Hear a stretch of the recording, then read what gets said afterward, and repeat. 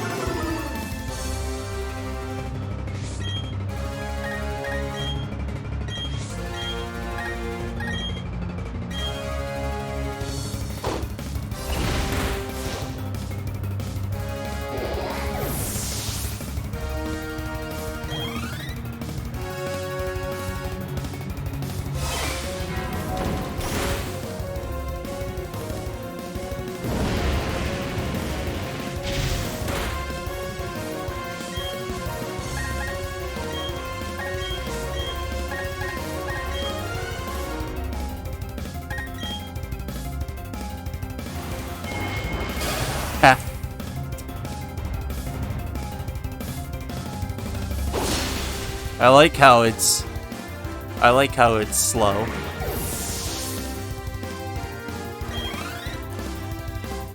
It takes about like 5 minutes sometimes. But yeah. I have to level up these children here because they're under-leveled. You know what? I think it'd be in my best interest to actually go do the Iron Island side quest.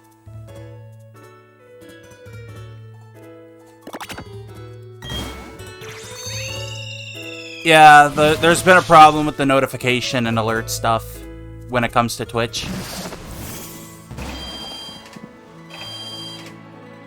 There's been like a random on-off problem with like Twitch not doing it. Like, it's weird.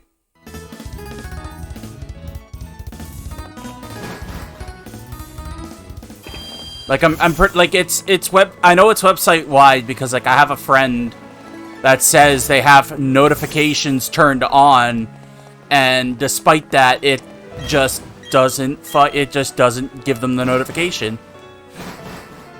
So it's just an issue with like Twitch's systems bugging out, but I mean, if Twitch was well put together, people wouldn't complain about it so fucking much, so... Like, Twitch on a technical level is kind of a mess.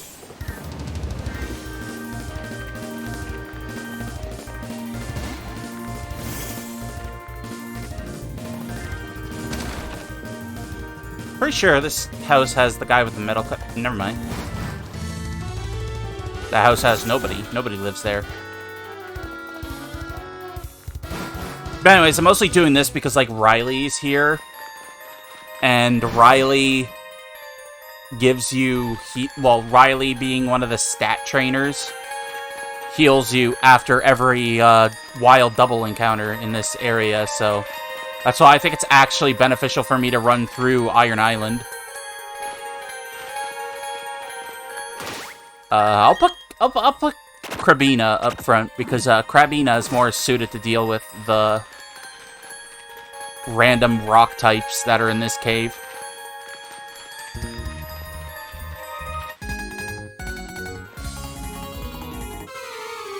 You're lucky I actually want to battle trainers right now, because I need to prep I need to prep my baddie members so they can actually be useful. And also, fuck, electric type, go figure. Ah, well, at least Kravina has dig.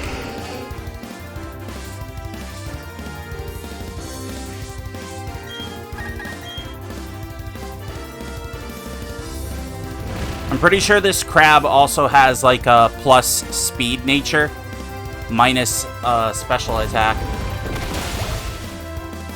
So it's a fast crab.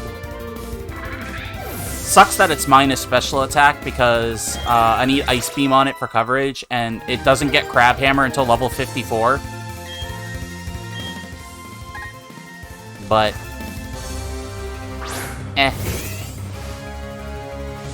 I mean, it gets Razor Shell, so at like level 34, I think, so it's at least getting a good physical water-type move soon.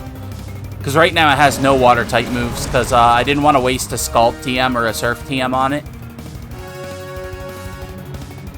How did I get poisoned while underground? What? How did that hit me underground? I thought the dig's supposed to avoid everything but, like, Earthquake.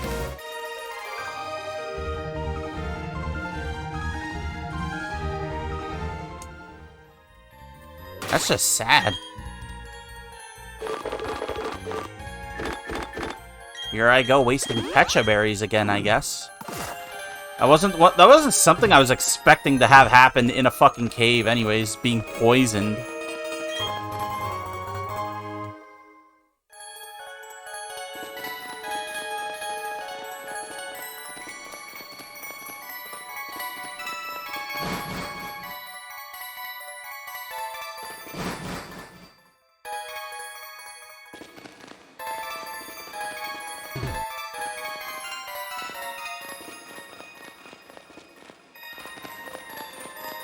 Yeah, it takes a little bit to get to Riley.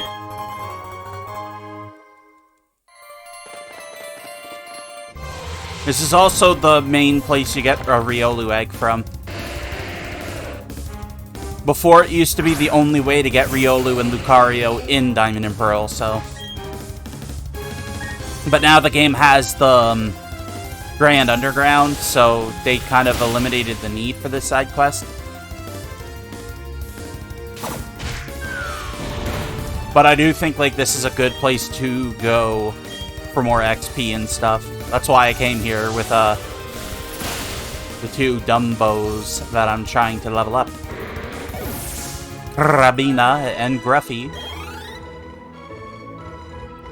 But yeah, I made the conscious decision to replace Sneasel because Sneasel doesn't get any good ice moves in this game without breeding. So I was like, this isn't worth it, and it upsets me. But I guess this game also did Zapdos dirty, because Zapdos lost access to Heat Wave. So all the only move it gets to do damage are like electric type moves and like Drill Peck, but Drill Peck doesn't make use of its special stat. So, and also I think it loses Hurricane too. So basically, Zapdos went from being like one of the staple, consistent, best legendaries every generation to, in this specific game, not great. This is the first game where Zapdos has been a genuinely bad Pokemon, which is surprising. Because, yeah, move pool is everything for a lot of Pokemon. You take away Hurricane and Heat Wave from Zapdos, it's got nothing.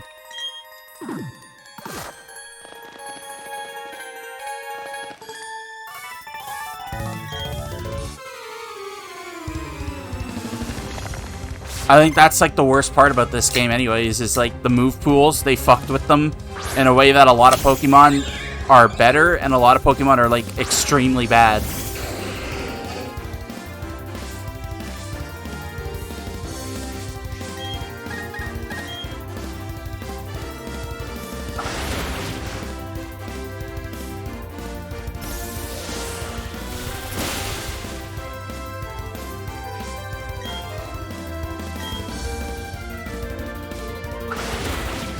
But that's why people need to realize, like,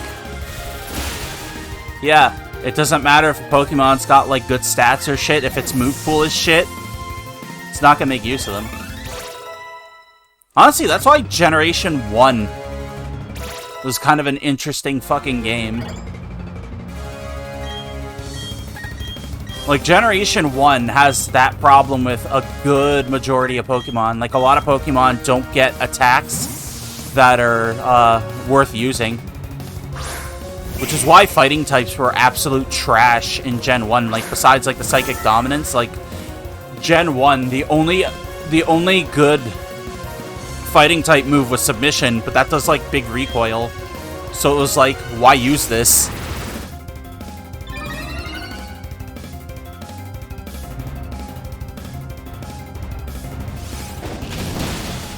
But yeah, that's why giving Pokemon moves that they can make use of helps them a lot, basically.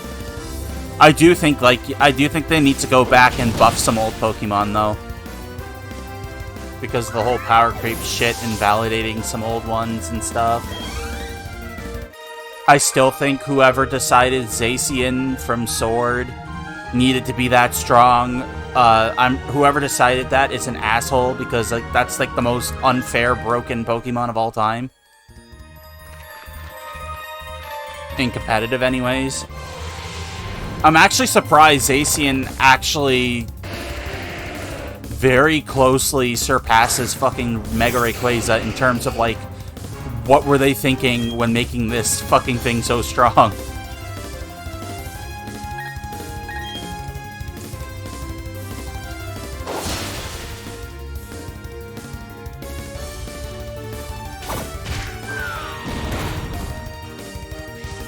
Like, they gave fucking Zacian, like, a free attack boost every time it comes into battle. Like, what the hell? That's stupid.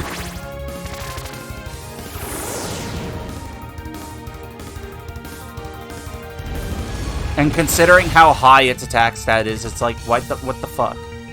And then Zamazenta, the shield dog, they're like, oh, we're gonna gas the defense the fuck up on this thing. Give it, like, good defense boosting moves, and then they don't give it Body Press, the move that gets stronger with high defense. It's like, why the fuck you hate the shield dog, Game Freak? Body Press would have at least put it on the radar.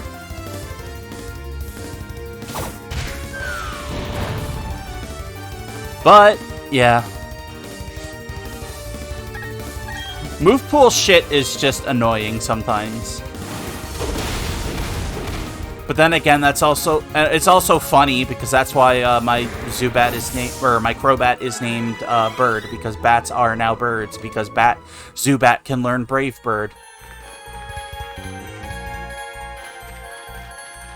So now officially, bats are just birds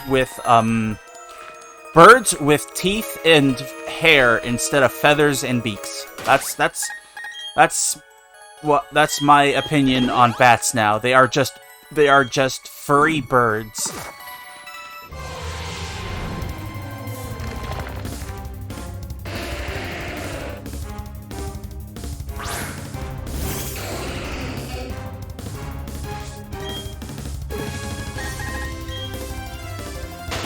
Okay, I'm gonna stop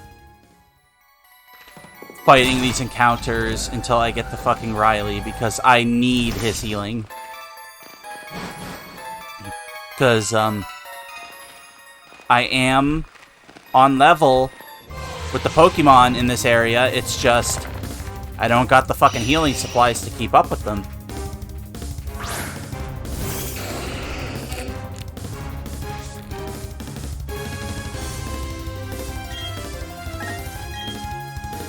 Need to sit my monster there. Energize myself a bit.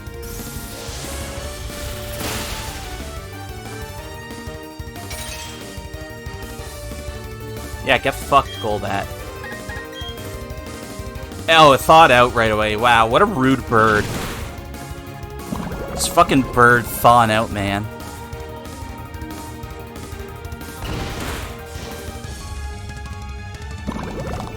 Oh, at least Krabina got a hit.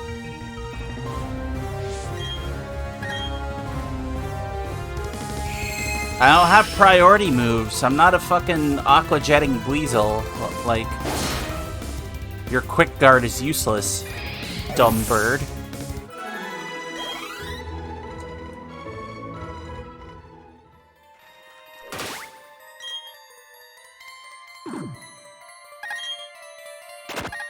Oh, Wubby up front until I'm ready.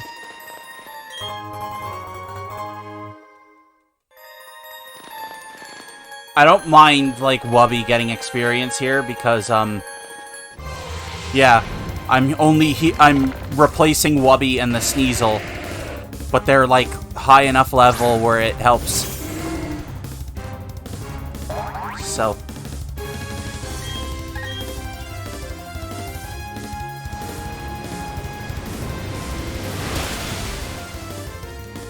Literally only switching to Krabby because I forgot Krabby was in this game and I love Krabby. I transferred a Krabby over and bred it, but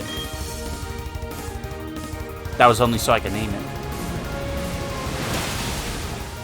See, me wanting to name my Pokemon led to me having to start them from level 1, so...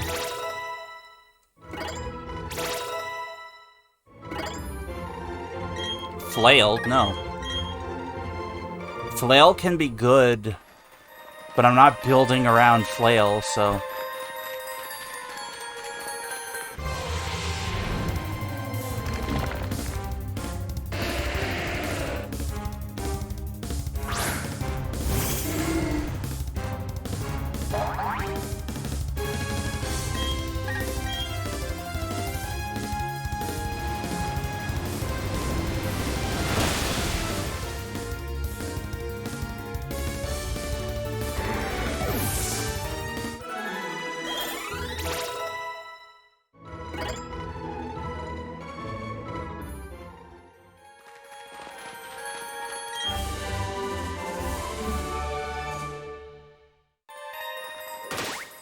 What's the accuracy of Iron Tail again?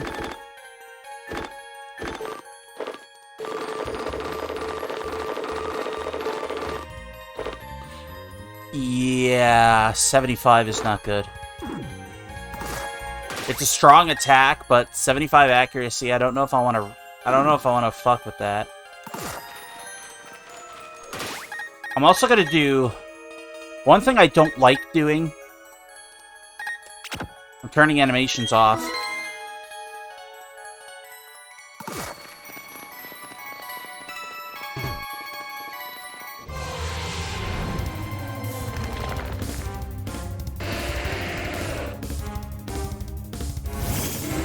My logic for doing that is because turning animations off will help make this go by faster. Yeah, see? Much faster. That's my pro tip if you're gonna grind. Turn animations the fuck off.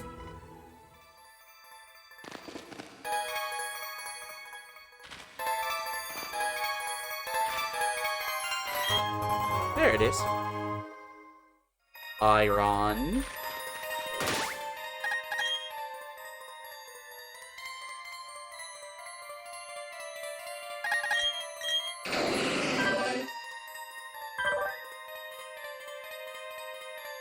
Oh, Kingler has good defense.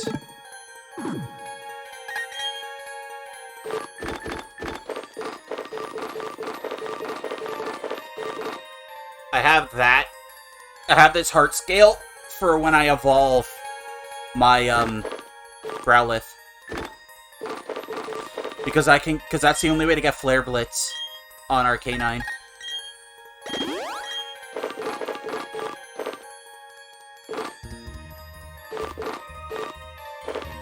And yeah, I found 2 Firestones in the Grand Underground, and I'm kind of pissed off about that, because, when I was, like, trying to get a Moonstone for Clefairy, I just couldn't find one, but then I find 2 fucking Firestones in the same wall sparkle, so I'm kind of annoyed about that. But at least I have one.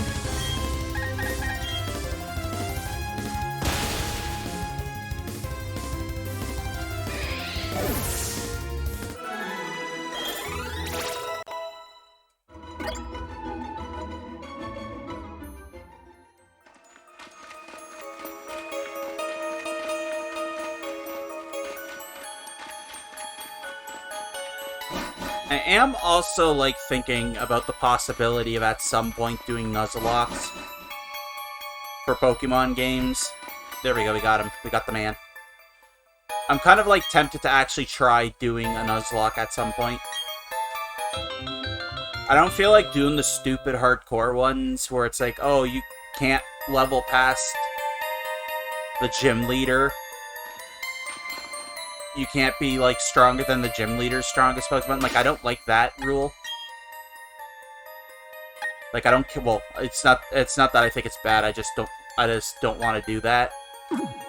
But it's also because, like, I don't over-level. I don't, like, go out of my way to grind in Pokemon anyways. I want to just approach a playthrough like a Nuzlocke, but also casually at the same time, you know? Still do, like, the catch clause rules and whatever, but just do the permadeath. And just not, like, over-prepare. Because over-preparing is no fun. At some point, I'll figure something out on doing that, because, yeah. I'd have to do it via emulator, because I want to do it in an older game, but, yeah.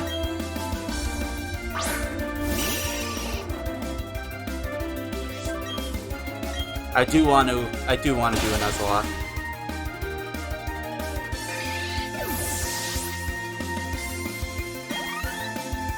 Not a randomizer one, though. Randomizer's a bit much for me. At least for, like, the first time doing one.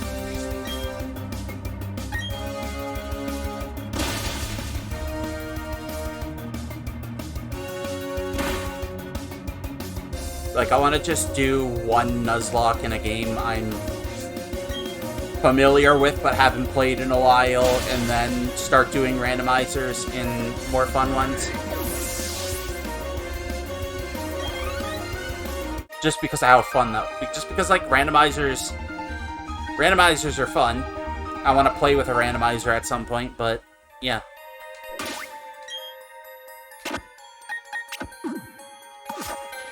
But yeah, if I'm gonna do a Nuzlocke, I want to do a simple one first. That's all I'm basically saying. Do a simple one first, then start doing, like, randomizer. Maybe check out a ROM hack or two.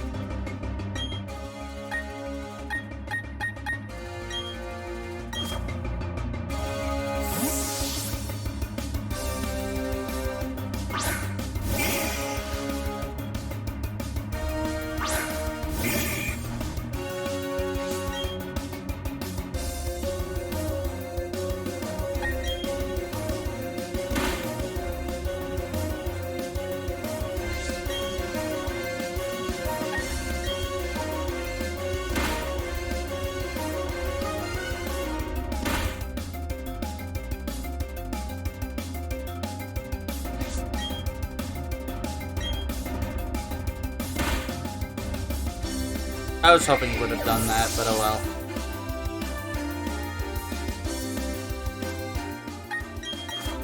I got revives, though. I'm gonna waste one just to make sure the Growlithe gets the experience.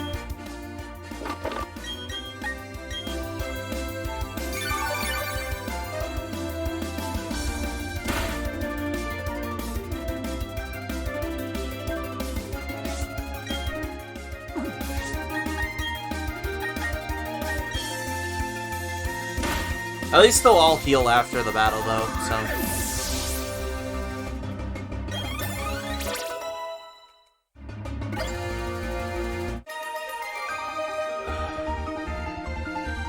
I think I'm literally just grinding the Growlithe to get Crunch before I Firestone it.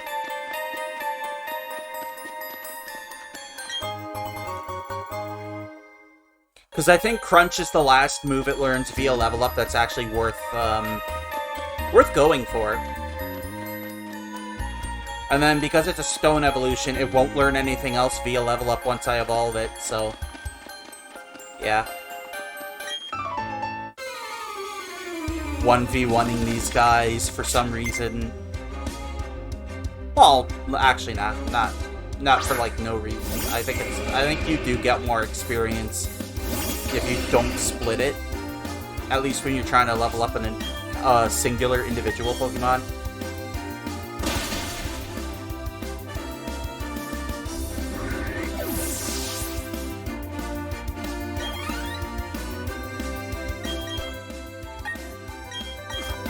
But I don't know. I think I want to Flamethrower the Steelix instead of Fire Fang because it has lower special defense. Plus, also stronger move, technically, but I don't think my, yeah, my Growlithe is, actually, its special attack is almost even with the attack. It's just off by 2 points. But this will still do more damage.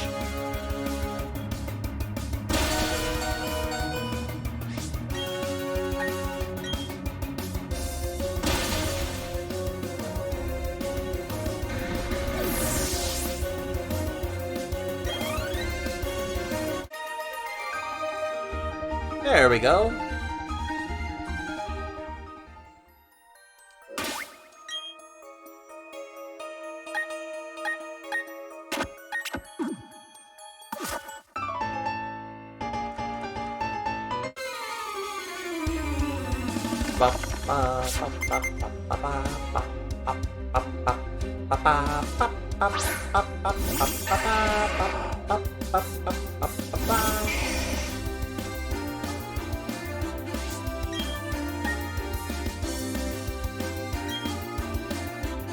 Risky, but oh well. Ooh, flinch.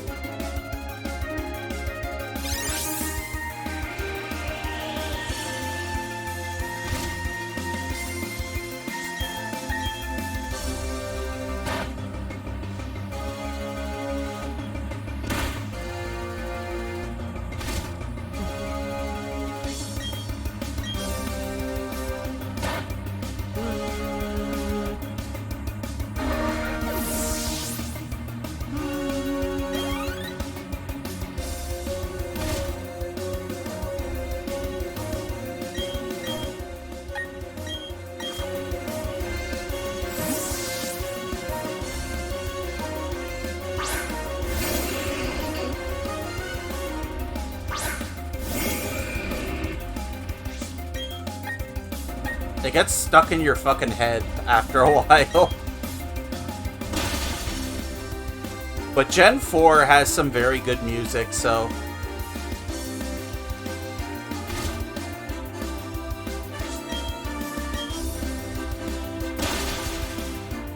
Generation 4 and 5, I think, are where my favorite music in the franchise comes from. I lump Heart Gold and Soul Silver in when I say Gen 4 too, because I like the Gen 4 version of a lot of the tracks a lot, so...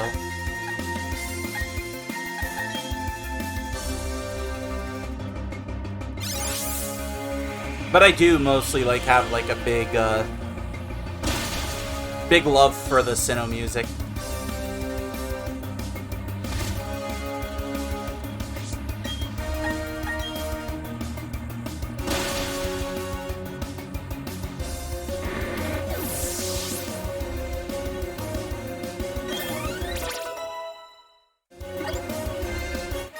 I think, I don't know what level it was. I'm pretty sure it was 34 that I get Razor Shell.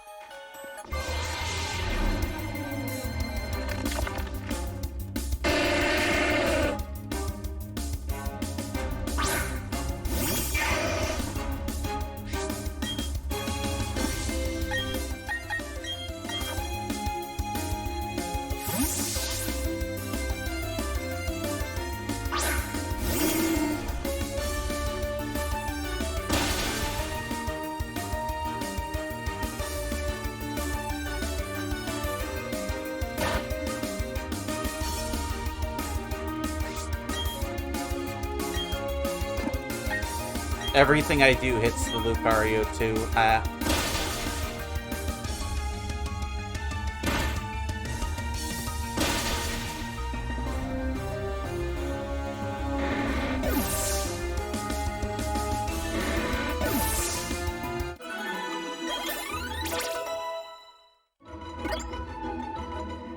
I think 32 for Growlithe, 34 for Kingler to get, like, the moves I want specifically right now.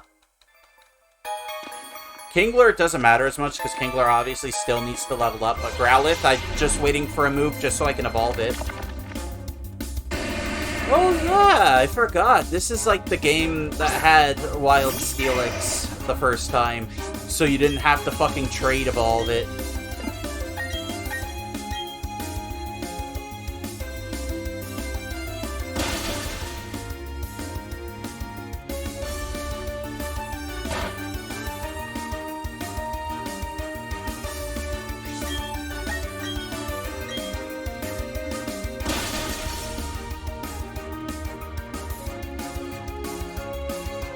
I'm glad this is one of the themes that is in Smash since Brawl, by the way.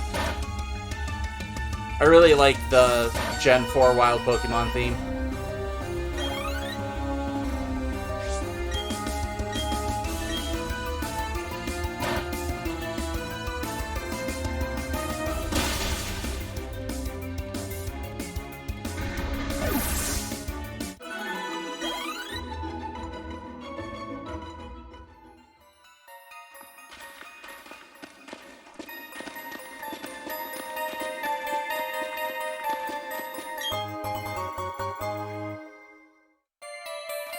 I'm giving that to the Kingler.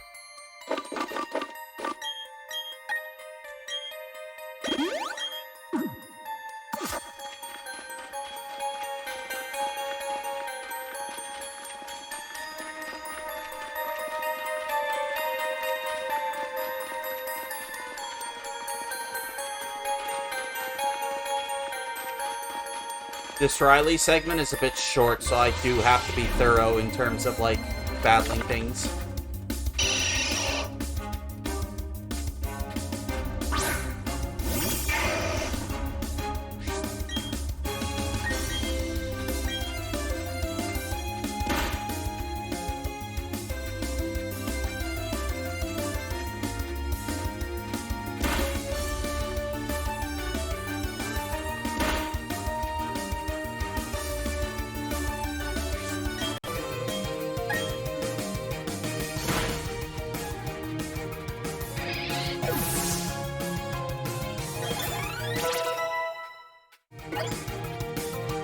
There we go. That's what I wanted.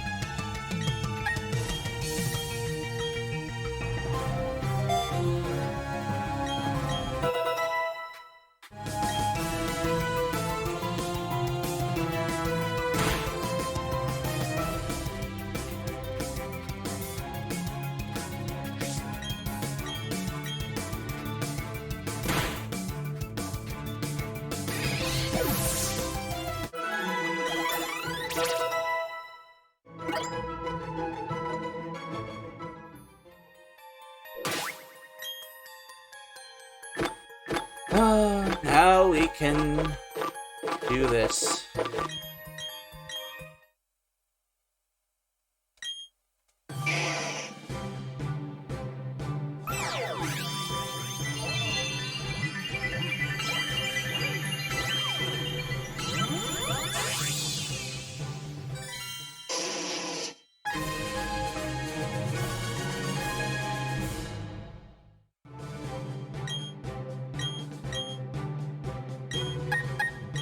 And it gets extreme speed upon evolving, which is a bonus.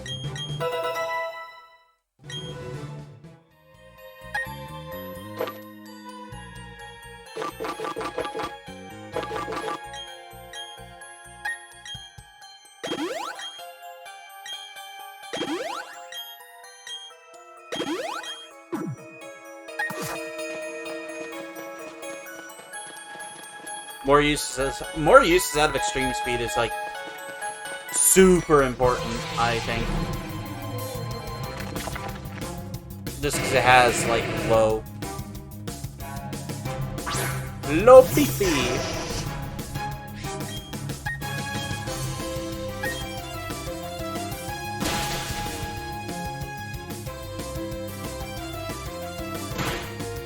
Insert joke about PP up being Viagra here.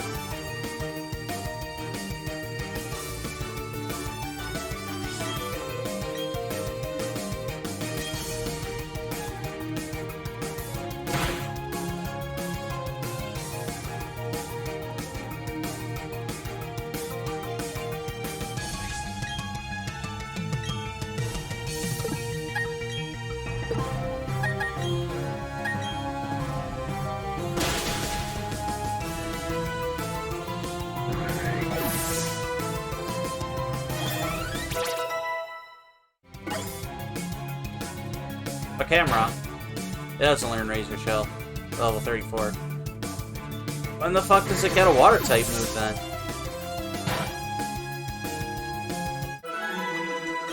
Also, damn, that was like the most flaccid self-destruct I've ever seen.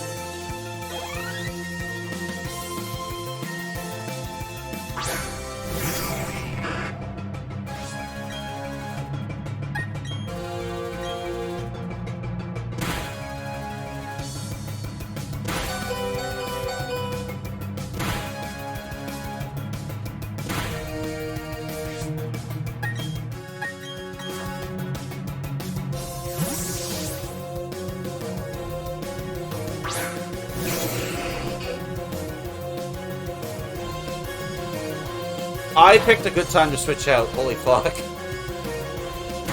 That was almost bad for my Arcanine.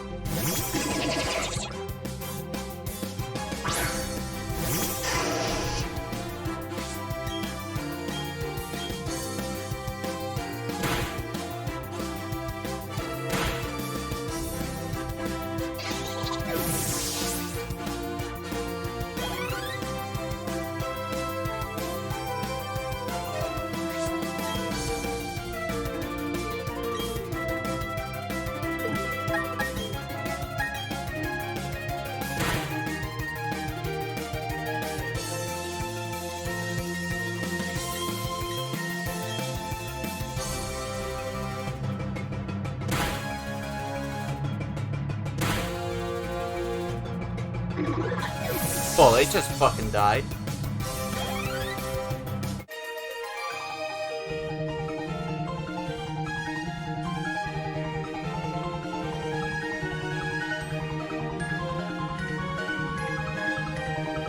Yeah, you did get mouthy Ryu from Street Fighter.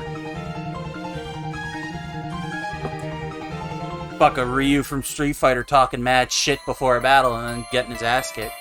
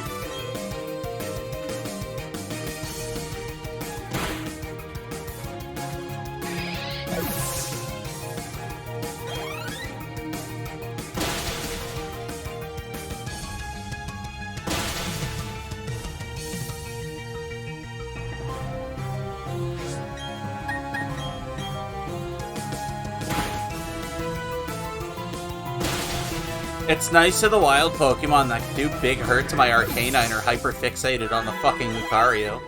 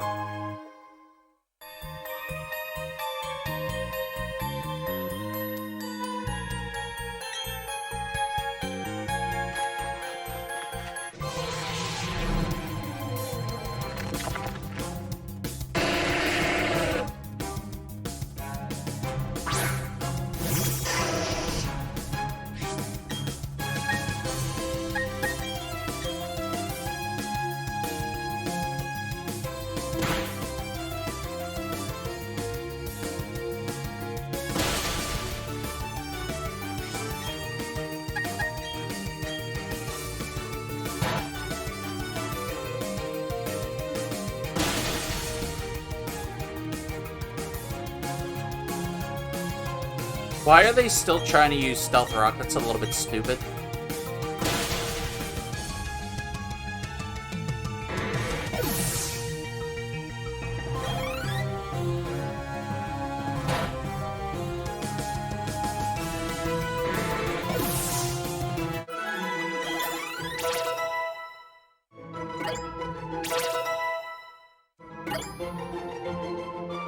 Oh, it was level 36? It learns Razor Shell.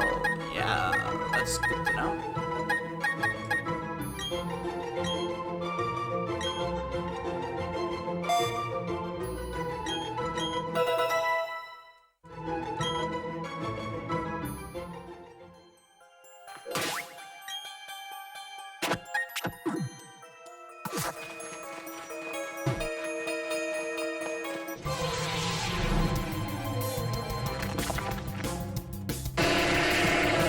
Blah.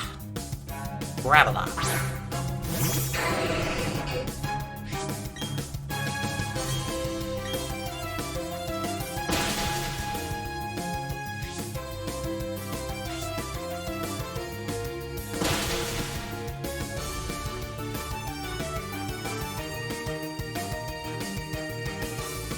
You literally just killed your friend. You literally just killed your friend, Wild Graveler.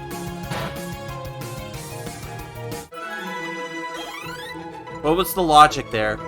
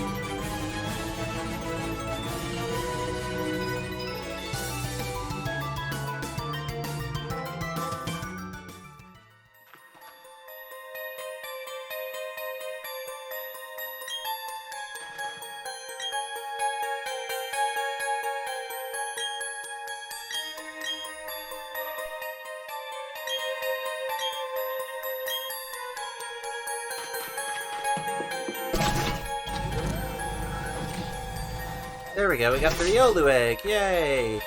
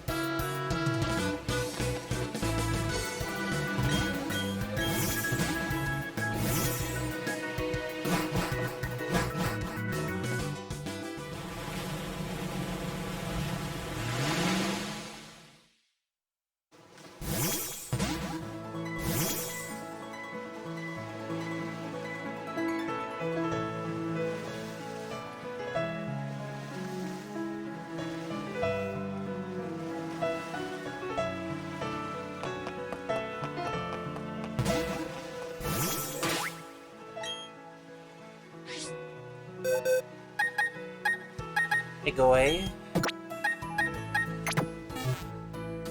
And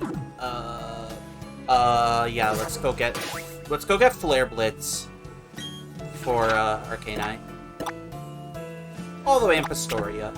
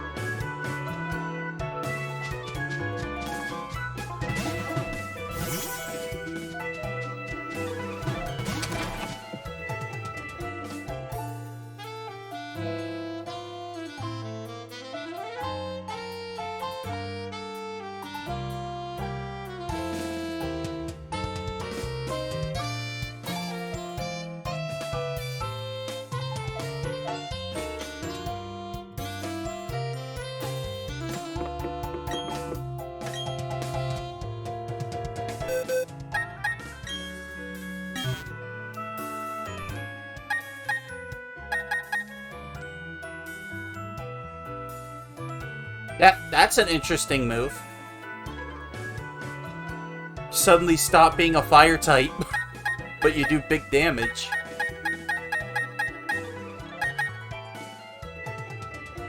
Ooh, play rough. It's actually a good one. Flare Blitz.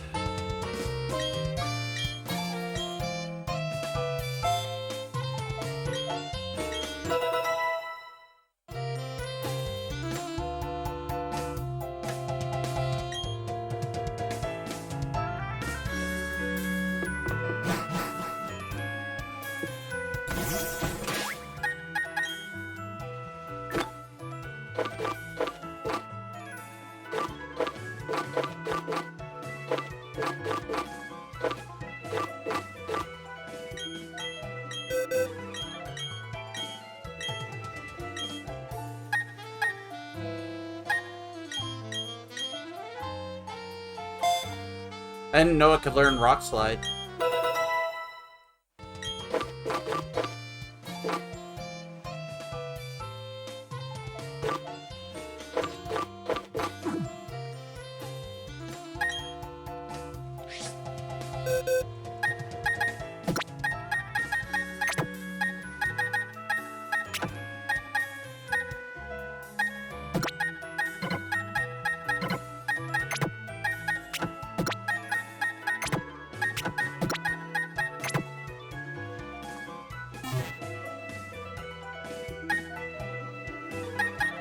Yeah, I also did this too. Evolved it.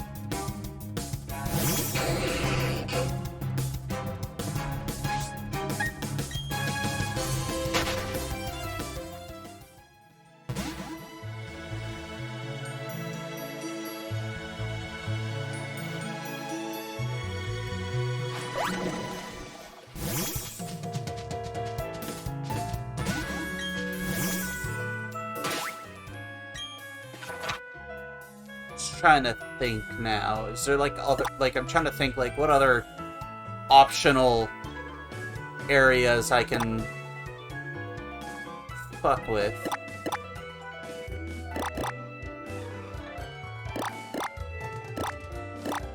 Oh yeah, the Fuego Ironworks. You can go there.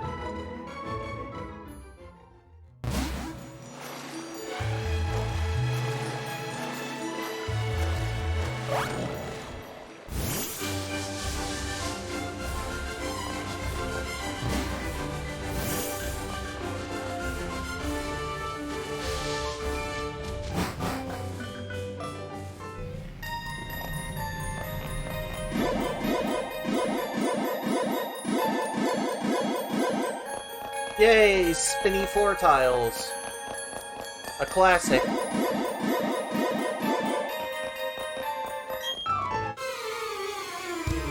Ah. Nose got itchy again. I hate that.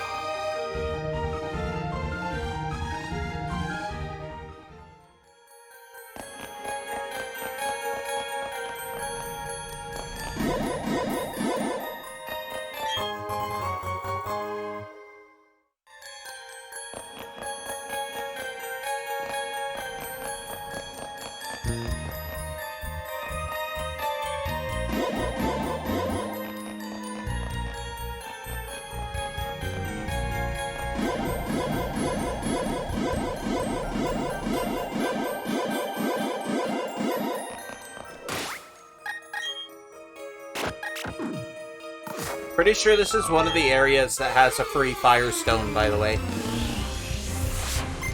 Either a Firestone or the TM for Flamethrower. I can't remember. It's one or the other.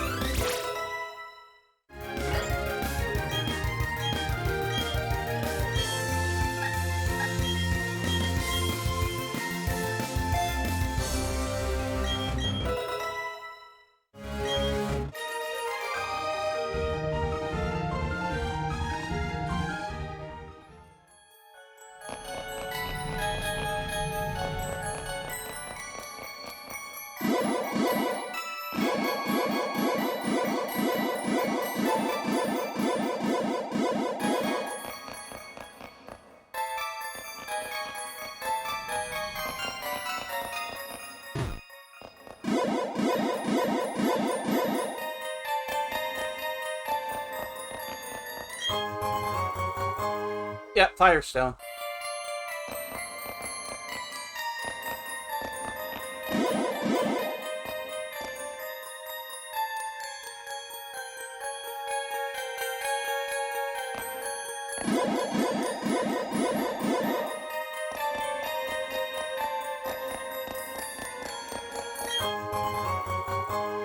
The rock incense to breed Pseudo-Udo into Bonsly.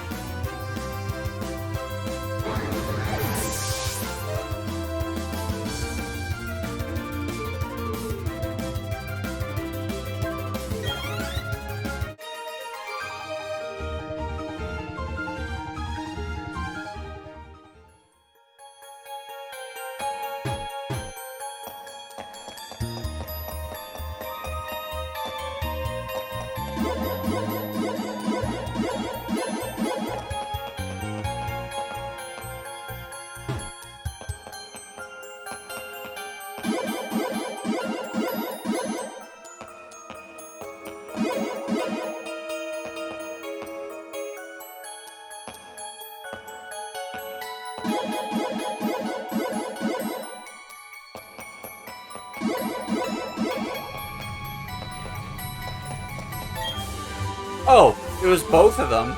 Never mind, you got both here.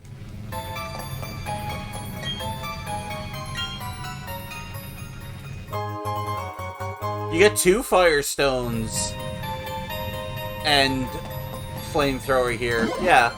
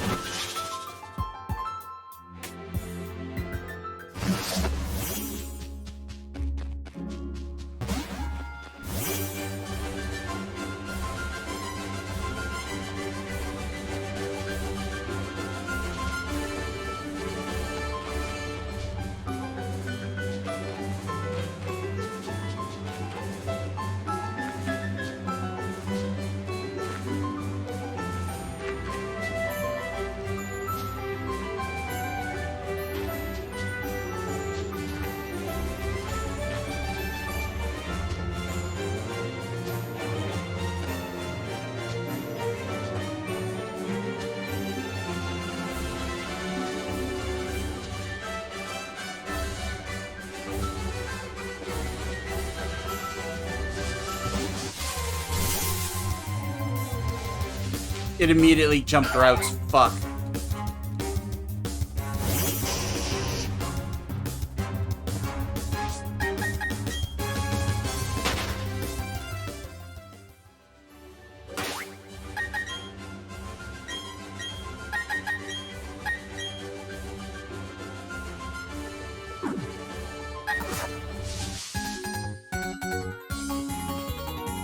I didn't fight this child. Wow.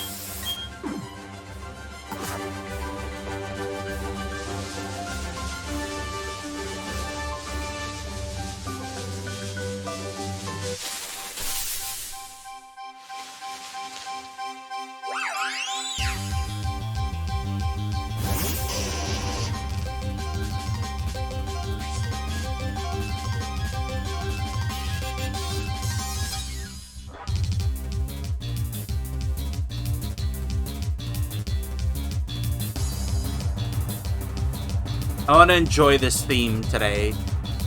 You know, without the context of this thing pissing me off like the As Elf did.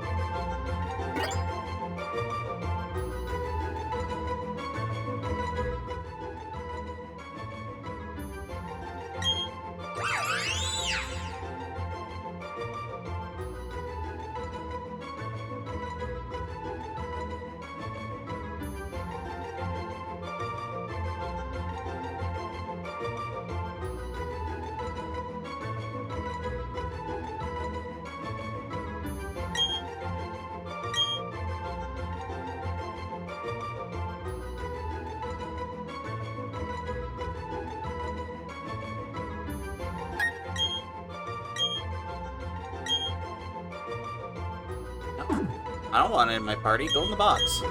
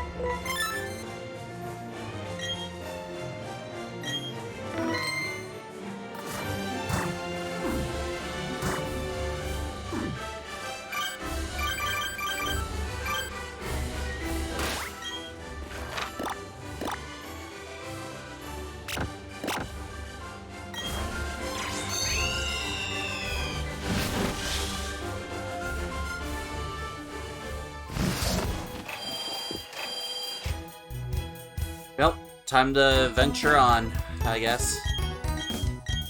Really running out of stuff I can actually do to get experience, so...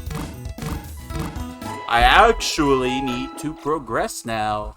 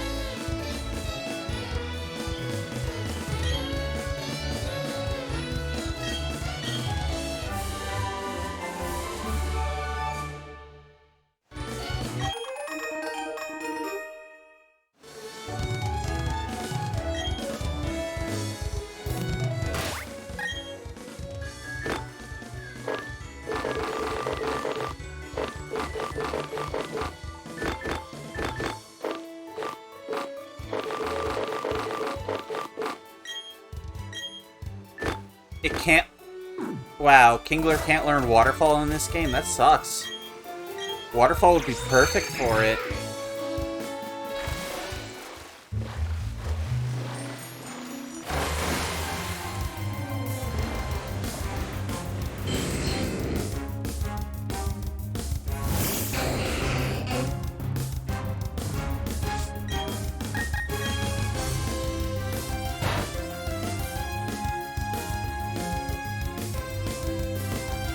When I get to Victory Road and actually do start the Elite Four, I will turn animations back on.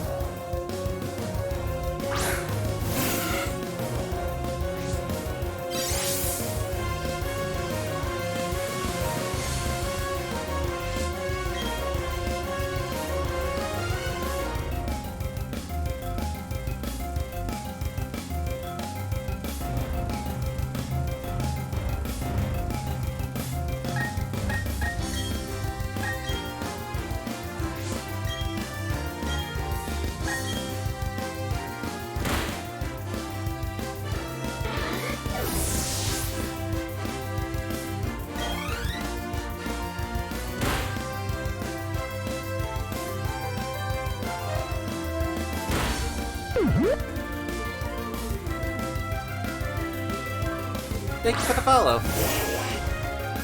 Yeah, we're just in the slow slog up to Victory Road, so yeah, there's literally nothing I can say about this part of the game. I just want to get through.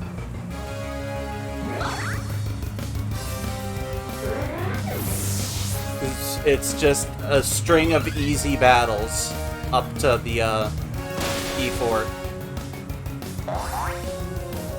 Oh man.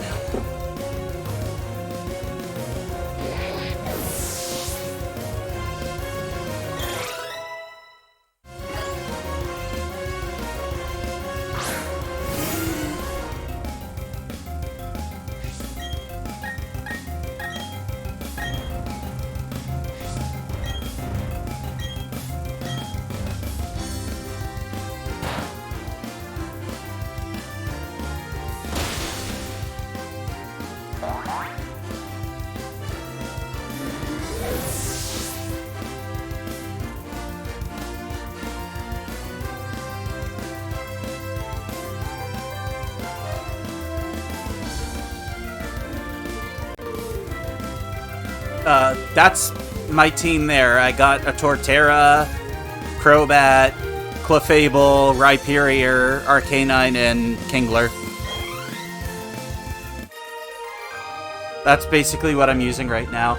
I was using a Sneasel before, but I learned that Sneasel's, like, good ice moves are egg moves in this game for some reason. So I just said fuck it and replaced Sneasel with Arcanine, and I had a Quagsire, but I was looking at Sword and I'm like, I could breed a Krabby. So now I have a Kingler.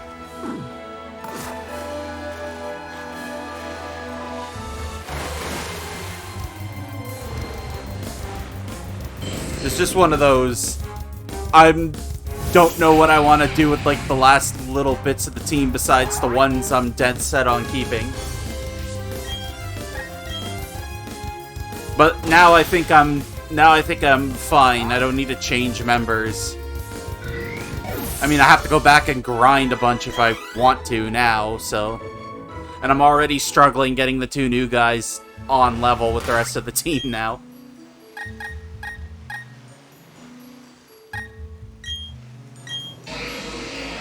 I had to transfer my Rhyperior over to Legends Arceus to evolve it. God bless Legends Arceus for saying, you know what, we're actually going to let you evolve trade evolutions without trading for once.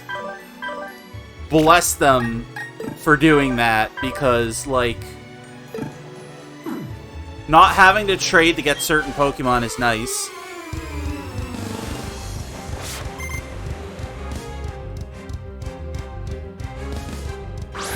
I really, really hope Scarlet and Violet keeps that. I hope it becomes the norm, because, like, God, trade evolutions should be optional if you want to use trading to get them. Because it's a really outdated design choice. And they keep introducing new trade evolutions every generation too, and it's so annoying.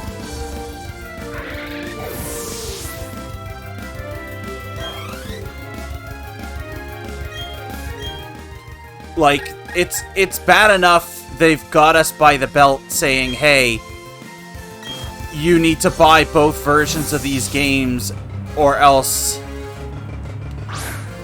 you're not going to get the version exclusives without trading. Trade evolutions, like, I don't want to buy two systems to get a trade evolution. And yeah, when I had, back in the 3DS days, yeah, the only games I could do trade evolutions with were, like, the Gen 4 and Gen 5 era Pokemon games, because that's the only time I had, like, I only had, like, the 3DS and a DSi XL for DSs, so I could only trade between the DS games, not the 3DS ones. Which is why, like, looking at the 3DS games and them introducing more and more trade evolutions randomly just, like, rubbed me so wrong. Because it's like, well, Gen 7 here introduced a Alolan form for Geodude, but I don't want to have to get another 3DS and another copy of the game if I want to evolve it into, or Graveler into Golem. So, basically, Alolan Golem I've never used in a game ever because of that. Like, there's a lot of games that are like that. I like how with, like, the ROM hacking scene, you can take the older games with the Universal Pokemon Randomizer and patch it so that trade evolutions are level evolutions instead. I love that. I love that we can go back to the old games via emulation and just be like, fuck your trade evolution shit. I love that.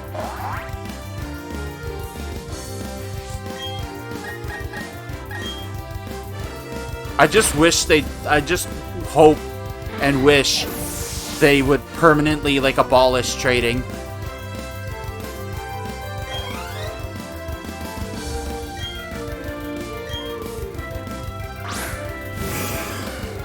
Like, I want them to abolish trade evolutions, because yeah, like I said, the only time I think trading is valid is for the version exclusive stuff.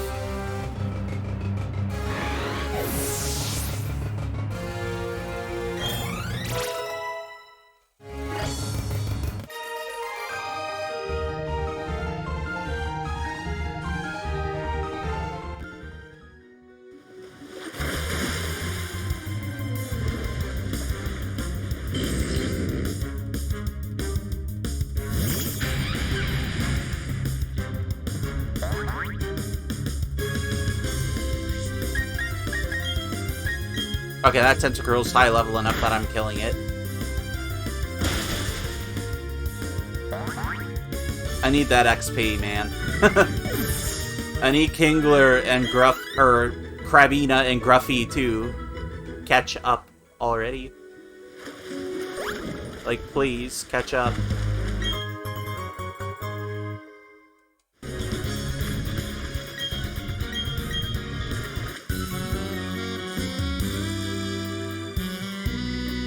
I love the Sailor and Fisherman encounter theme because of the sax. I love that encounter theme, that's so good.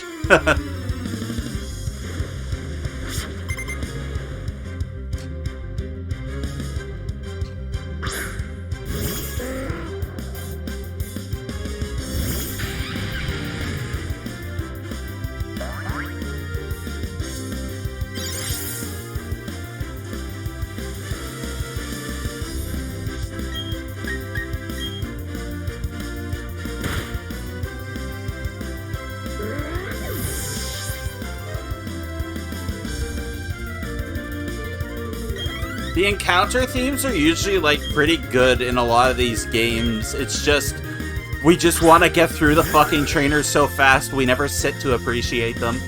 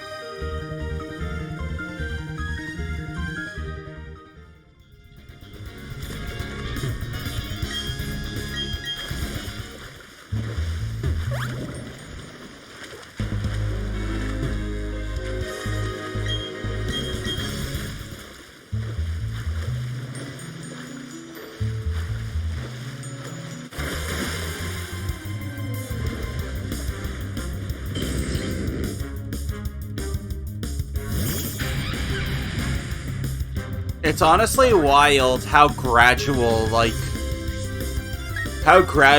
each release got with how much worse the constant bombardment of oh, click through this text. It got. Because, like, every game, it got just a little bit worse than, like, the last one, and now it's just, like, so egregious with how bad it is that it's really understandable why people don't read the stuff as much as they used to, and they just skip through everything. Honestly, part of why I liked Pokemon so much as a kid was because it was, like, so light on story.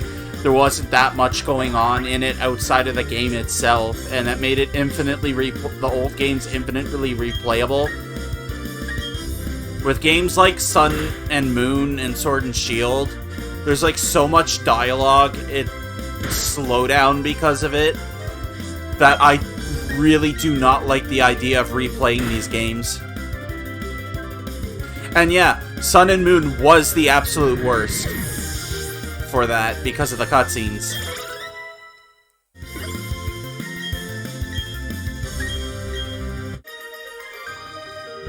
Sword and Shield was pretty bad, but at least, like, if you took the top, at least you could stop progressing and just fuck around the wild area to get the encounters you want, because that's the best part of Sword and Shield. And then Legends Arceus, you only had to worry about that if you were moving on with the plot faster than exploring. But yeah, I think that's where Sword and Shield have a little bit of an advantage. Is at least like the wild area can take a lot of your time if you know how much you can get from it. The DLCs were also, fortunately, very, very light on obnoxious dialogue. So you could also, like, do the DLC stuff a little bit earlier as a pace breaker. It was nice.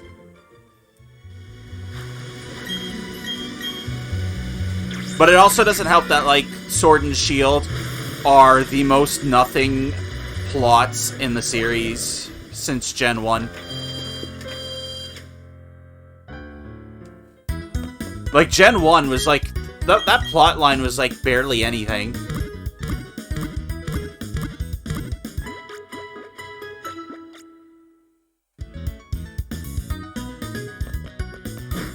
Like, Gen 1's plot was literally, go get the badges. Oh, Team Rocket is doing a thing, but and then they take over Sylph, but we don't actually like know what the fuck they're actually doing. Like, yeah, they take over Sylph for their like technology, but they never like do anything. And then Sword and Shield was similar. The entire plot is do the gym challenge. Oops, all of a sudden Chairman Rose is an evil bastard because region lore stuff, infinite power, trying to over-prepare for an issue that won't be an issue in his lifetime. Like, that shit was stupid.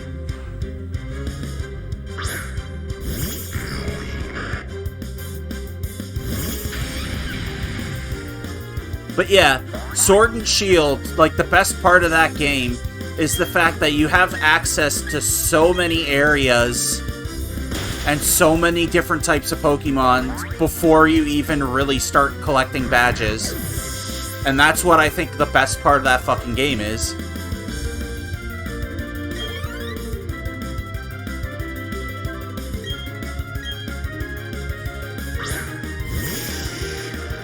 No, I think the plot point being so bad speaks to why Pokemon Journeys right now isn't even focused on there wasn't even like a full season of anime. There wasn't a full series for Sword and Shield.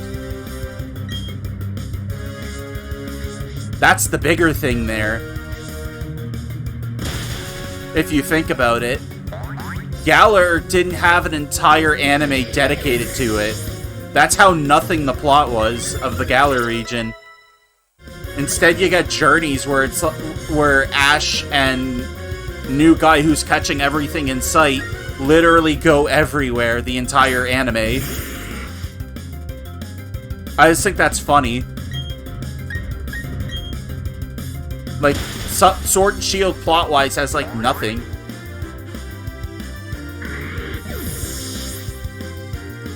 They didn't even feel like making stuff up, just as an excuse to have a Galar-focused anime. Like, it's wild. Like, yeah, there's tons of episodes in Galar, but they're not hyper-fixated on it for an entire season like every other season of the anime.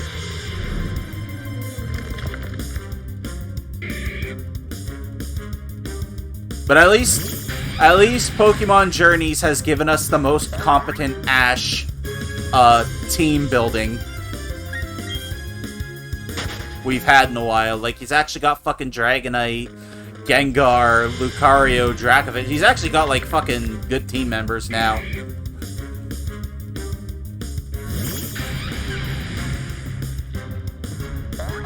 And now, like, every other week, they're giving us serial codes when episodes of the anime come out in Japan to get Ash's team members. I already got 3 of them.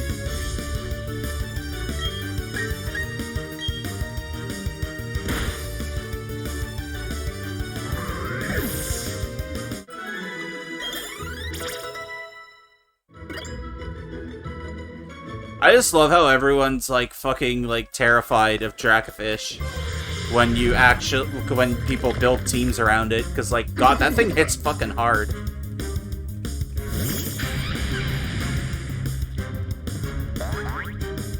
I just like the noise it makes in the anime. Hold on, let me actually get that. I want to fucking play the anime noise for Dracovish. Just get a link to that quick.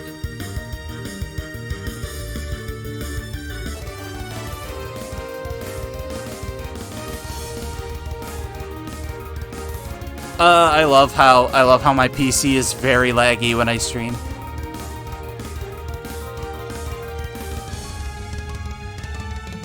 I love Dracovish's noise. But hold on, let me just do this.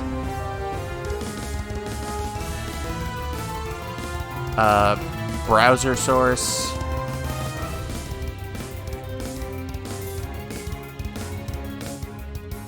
But, like, this fucking Dracovish bastard is so funny. I love him.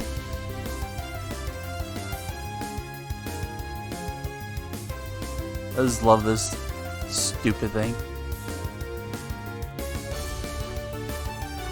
I fucking love that noise so much. Oh no, la la la. Like, what the fuck is that noise?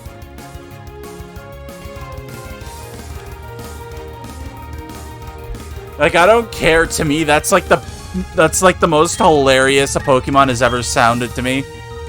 Because that does not look like the type of Pokemon that should be making that noise. I expect that noise from something goofier.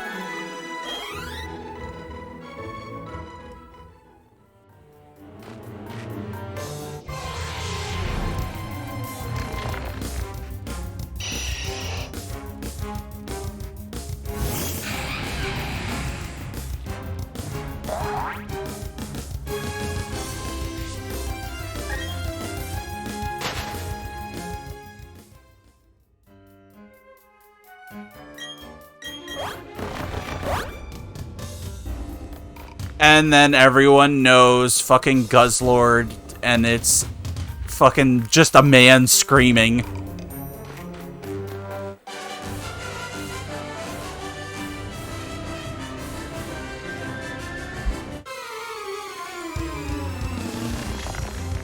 Guzzlord screaming isn't as funny to me as the old Victory Bell scream from the original seasons of the anime.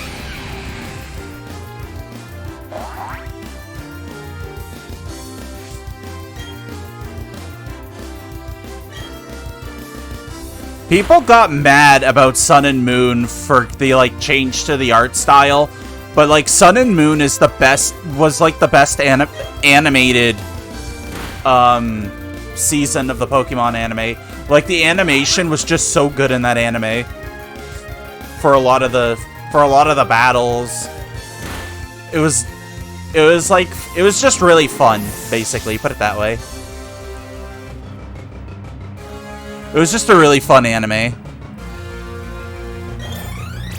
I don't really keep up with the anime that much, but that's all I really remember about Sun and Moon, was just people talked countless shit about it, but it was honestly the most fun season of the anime I've like seen in a long time, because like ever since Brock left the anime, it's always felt dull to me.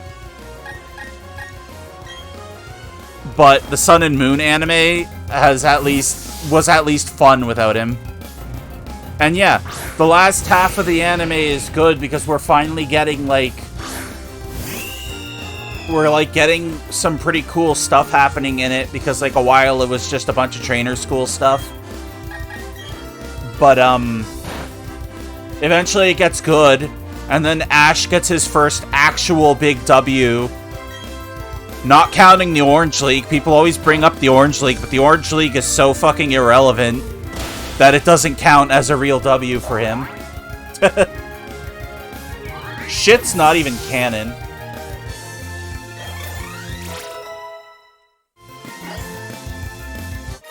They never mention the Orange League.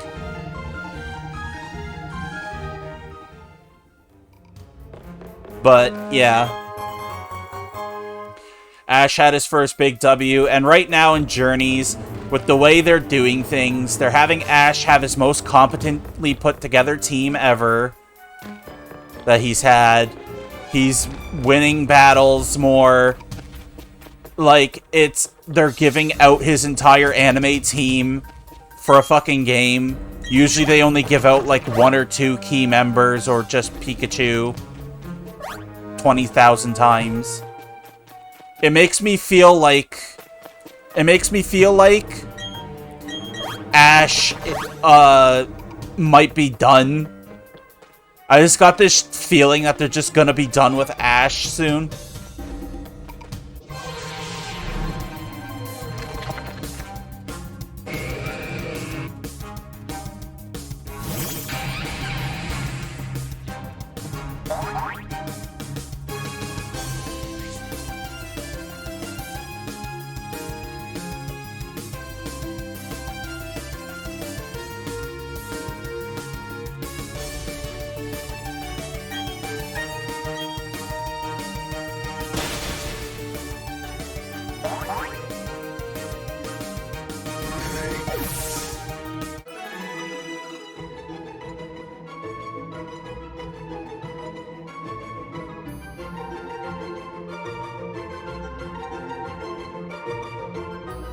I wouldn't really say Ash's Diamond and Pearl team was that good. Like, the only real good Pokemon he had on his team was like, Infernape, really.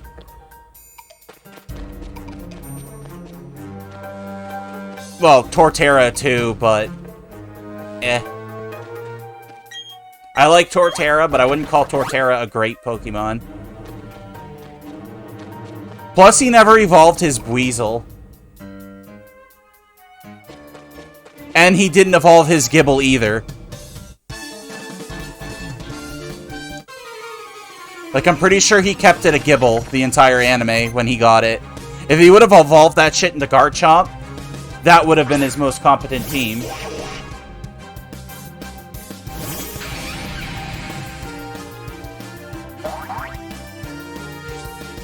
Because, like, his Sinnoh team was very similar to his fucking Hoenn team, too. He had the flying type, he, like, had one of the starters fully evolved.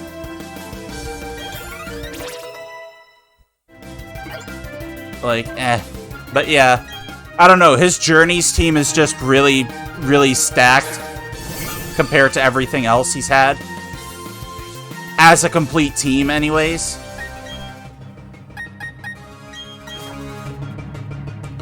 Which is why I feel like... But that's why I feel like they're giving us the most competent Ash we've had, because I think they're like, it feels like they're going to retire him. Like, that's what it feels like to me. It feels like we're gonna not have Ash in the anime anymore, finally. Because, I mean, they're putting him in Pokemon Masters. Well, they did put him in Pokemon Masters. And he's, like, finally having his, like, encounter with Red in some form of media. Like, it feels like they're doing this to give him a big send-off.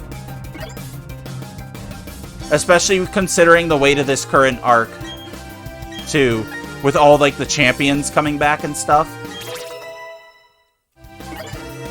I don't know. That's just what it feels like to me. It feels like they're concluding Ash's entire arc. After, like, so many fucking years of him being, like, some 10-year-old that's, like, bad at Pokemon battling. Then suddenly gets competent. Then suddenly gets incredibly embarrassing again.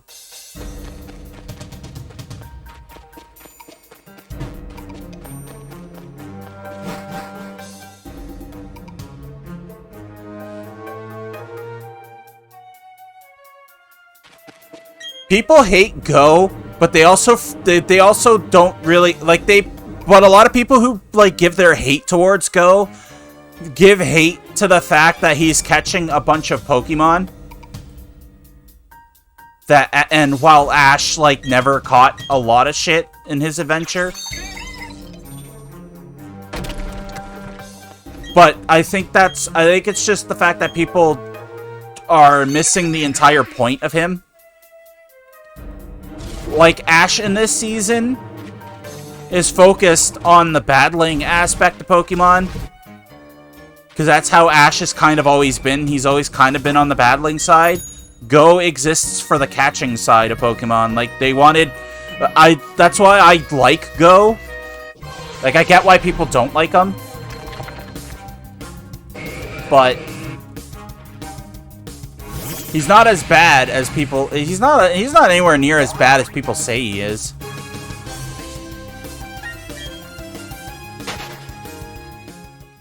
His entire goal is actually catching...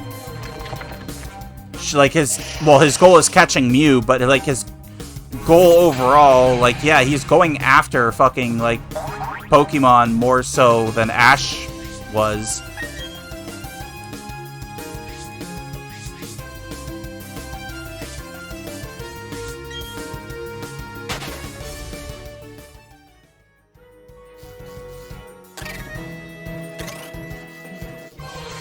Oh my god, can these encounters stop, please? Why would you put bike obstacles in a cave? People who designed Gen 4 Victory Road. Why would you do that?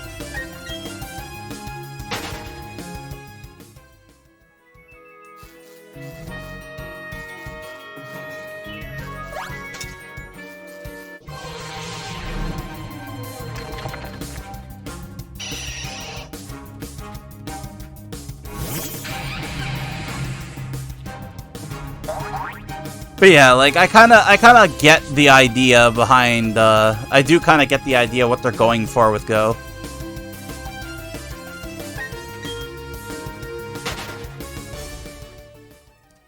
But I feel like a lot of the problems with Journeys anyways is mostly just the way things are paced a bit. It kind of feels like everything's trying to be a little bit of a spectacle or something, and it's just kind of weird.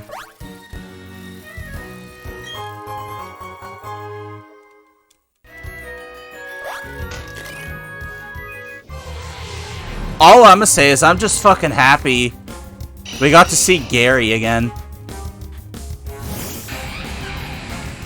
I fucking miss Gary Oak.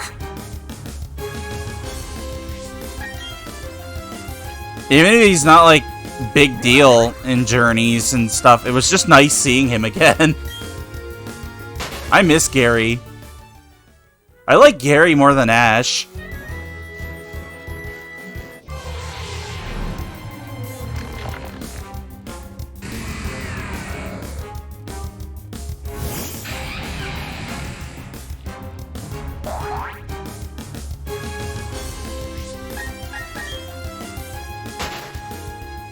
Especially considering, like, Gary was a dick for no reason for a lot of that original anime. Like, he had no reason to be such a jerk, but it was just funny.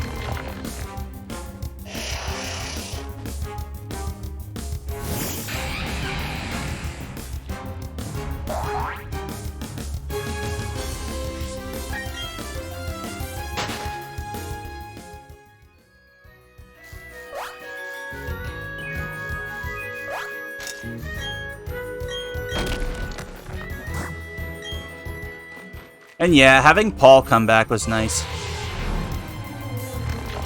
Paul was like the only other good anime rival for Ash.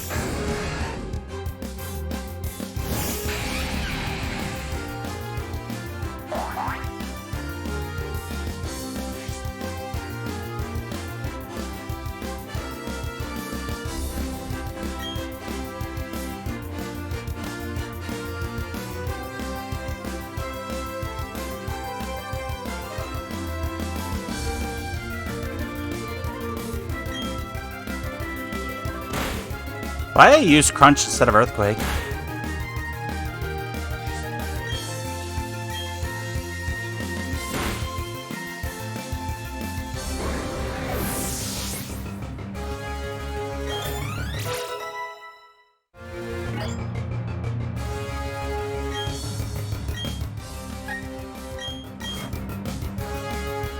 I think I transferred my shiny Carnivine from Legends Arceus over here for some reason. Now I think about it. I keep forgetting Carnivine exists. But then again, it was just one of those Pokemon that's like a random single stage evolution that has nothing going for it.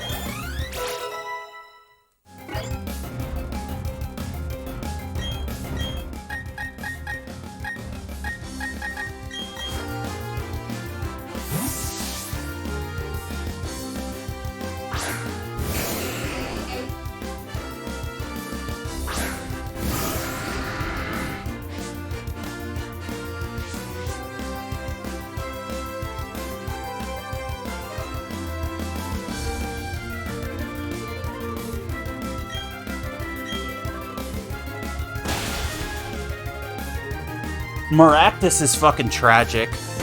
Because Maractus is the same case where it's like here's just a random grass type Pokemon that has nothing unique about it. And doesn't have any like good stats or anything to justify its existence.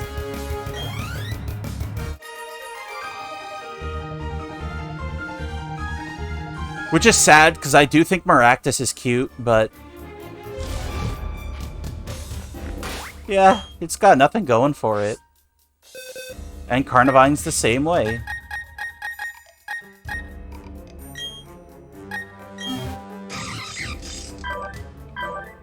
Yep, I did transfer the shiny over.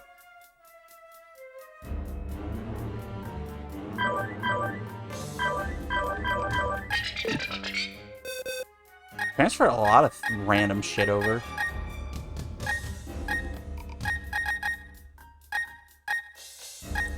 Mostly for Dex reasons, though, but... yeah.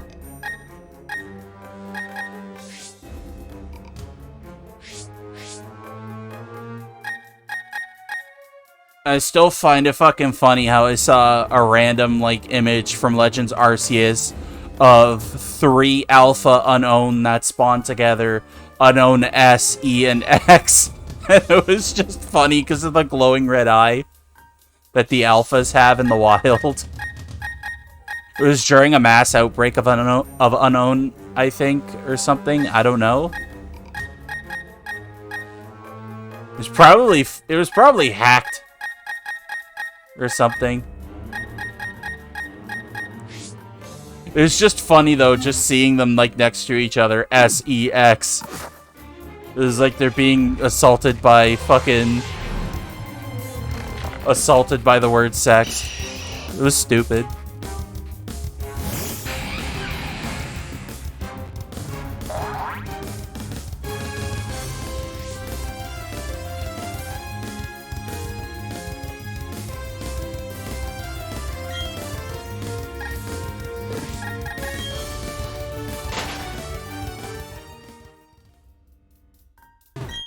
I wouldn't put it past someone to make a creepypasta about unknown DIE. Ooh, they spell die. And they're all coming after you.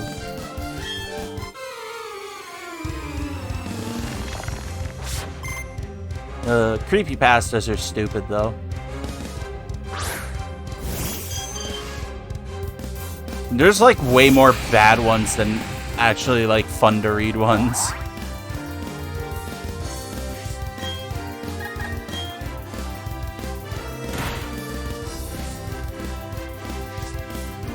Oh, honestly, though, I do sometimes like popping up YouTube at night and just listening to bad creepypasta readings and then just listening to the narrator, like, kind of crack trying to read it seriously.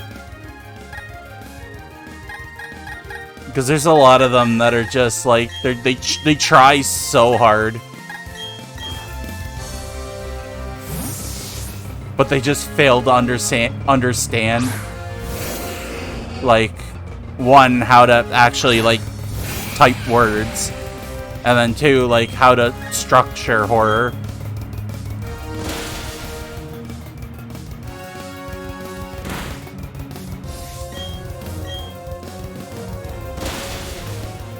It's stuff like that that's kind of fun to listen to. Is just listen to people read those bad stuffs. Badly written creepypastas or like those really embarrassing fan fictions you can find.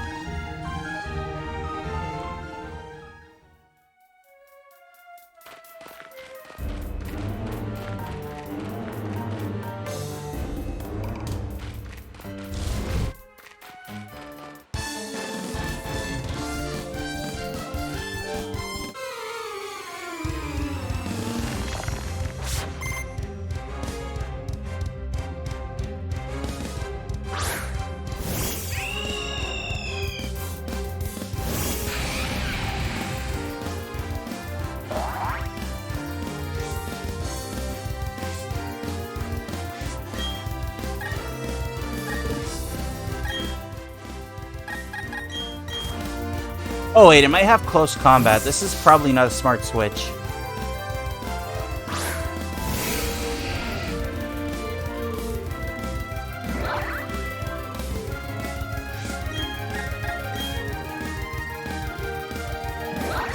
Okay, and I guess it's not doing anything useful. Good switch then.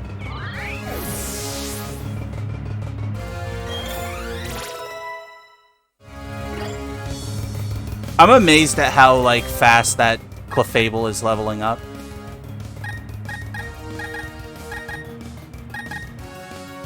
It's like, good for you, Clara. You're a good Clefable. I love Clefable.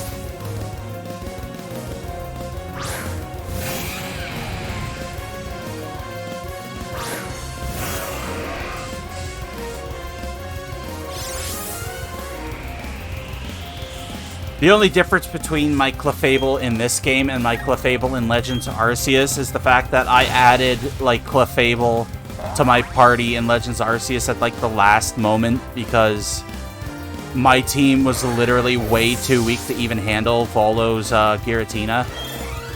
And I actually needed a Clefable and Draining Kiss spam to even survive that encounter. I was actually impressed with, like, how difficult that fight against him was. Like, that two-phase fight with Giratina was, like, the best fucking thing in that game. At least in terms of, like, the story battles. First time Giratina's ever been intimidating to me besides, like, first encountering it as a kid.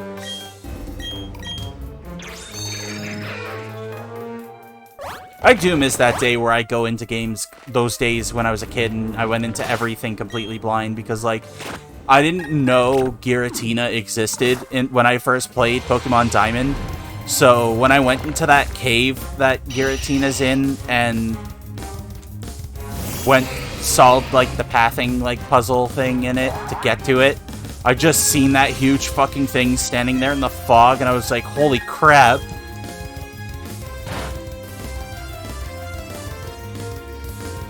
That shit used to make me afraid, and it's like, because of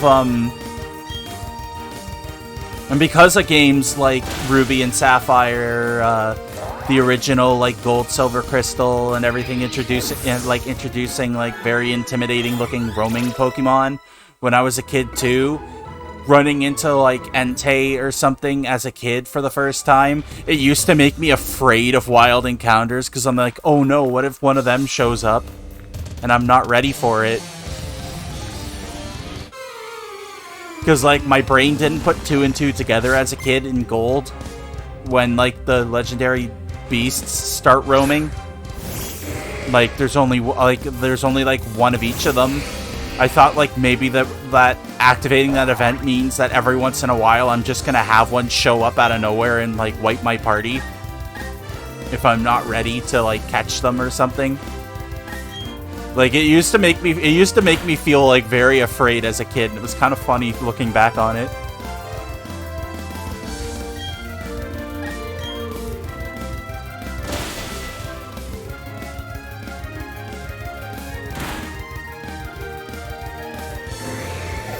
I think that's part of why I can't let this series go, no matter how much the quality declines. Like, I don't know, I just have, like, way too many fond memories of... I just have way too many fond memories of this series that it's, like... It's got such a heavy sentimental value to me because, like... I don't know, it takes me back to, like, those times when I was a kid where everything was, like, everything was all cool and neat. Because, like, I'm experiencing, like, RPGs for the first time, basically, because Pokemon was obviously my first RPG.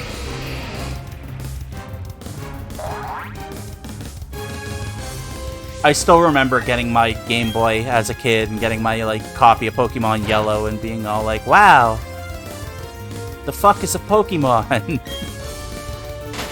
But I was, like, really happy anyways, because I like, seen, like, Pikachu on the cover and everything, I'm like, oh, that thing's... I'm like, oh, look at the cool monsters, and then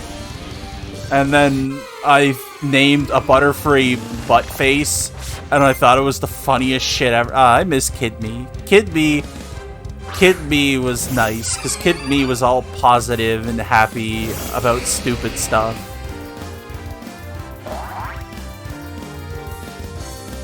I miss the days of being ignorant to the world and what's going on around me.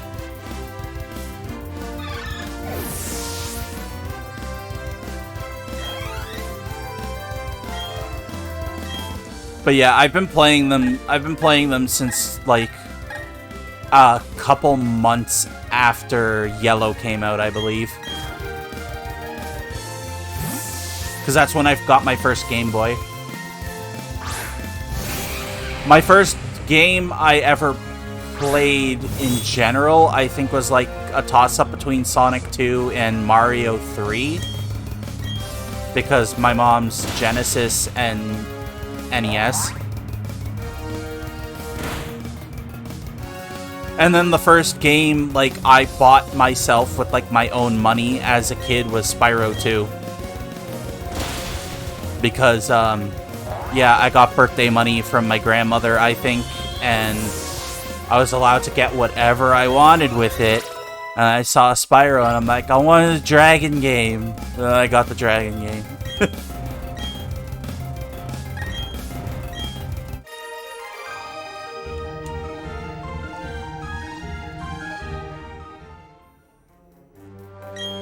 Funny enough, despite, like, the Spyro thing, like, I have more nostalgia for Crash than Spyro of all things. But then again, like, Crash Team Racing was, like, for the longest time as a kid, like, my most played game. Because I just thought it was fun driving around. And then, like, as I started getting older, eventually got into Ratchet and Clank really heavily.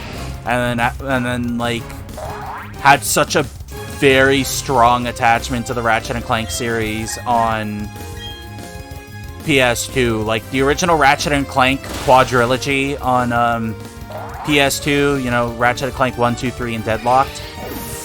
Those games are my most replayed games ever growing up, because, like, you know, don't have a lot of money, don't get to have a lot of games when I want them. I had all the Ratchet and Clank games because they were always in fucking bargain bins. So it was very easy eventually getting them all because, like, they were like $10.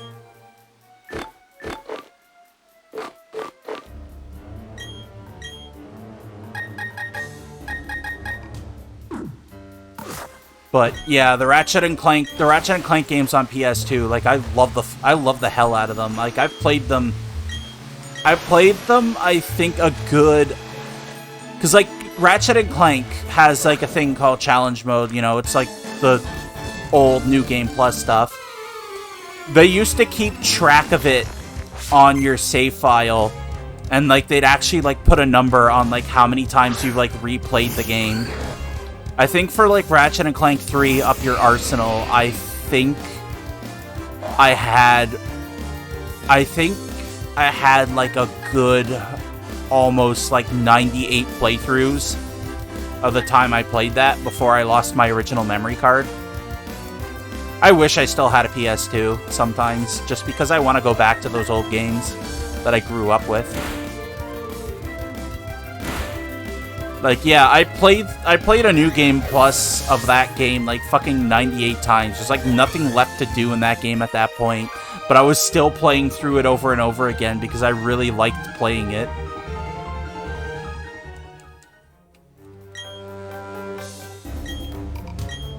And it's just funny, like, because, like, I still play, like, even the bad Ratchet and Clank games, and I still really like them.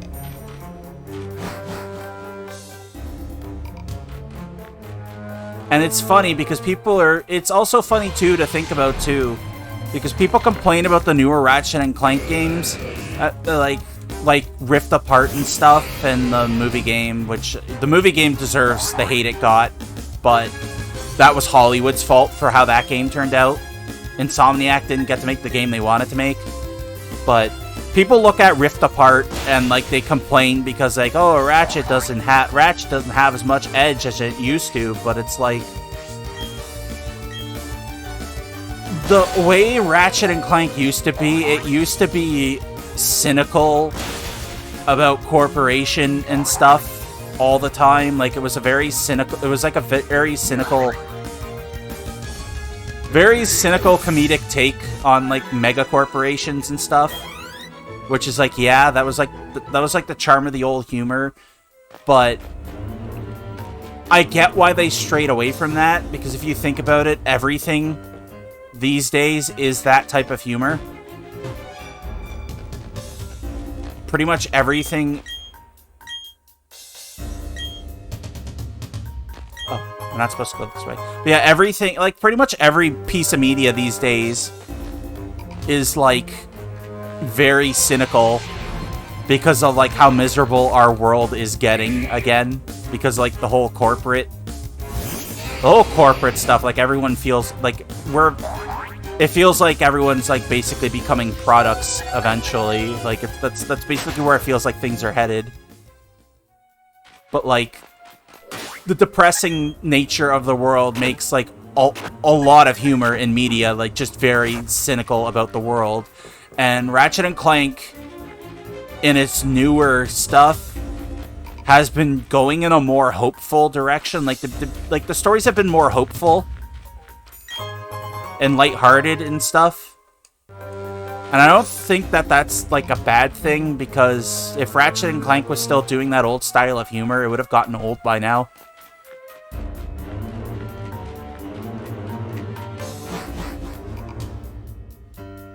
It's just one of those things where it's like, yeah, I get it's not like the type of funny everyone who grew up with the series is used to, but like the gameplay of the games is still really solid. They're still fun to pick up and play. Like, they still do have some crude humor in it. Rift Apart, I know, had a couple of crude jokes in it, which, from what I've seen. But, like, it's not quite the same as, like, the old games, but it doesn't need to be. I don't know. Because it's one of those things where it's like every piece of media has, like, this cynical, miserable worldview, and it's like, I kind of actually appreciate Ratchet and Clank trying to be hopeful in its storytelling. Because I kind of like a little bit of hopeful, naive stories every once in a while now. Because when you hear so much of, like, the same shit from everyone, you kind of just want things to be more positive. And games and stuff for me, at the end of the day, is escapism, so having just something that's, like, kind of, like, feels hopeful and, like, whatever, like, that's stuff I like. I really like that.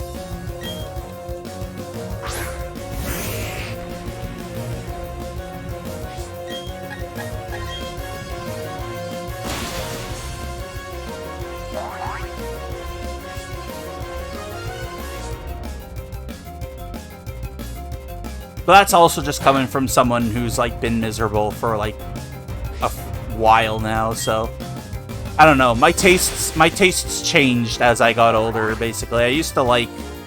Well, I still do like crude humor. I still like cynical humor and shit. It's just... I don't know. I like the nice, like, relaxing, wholesome stuff. The hopeful stuff just a bit more now than like, compared to how I used to. I like when a game can make me feel depressed for the characters. But I also don't want that for every game I play.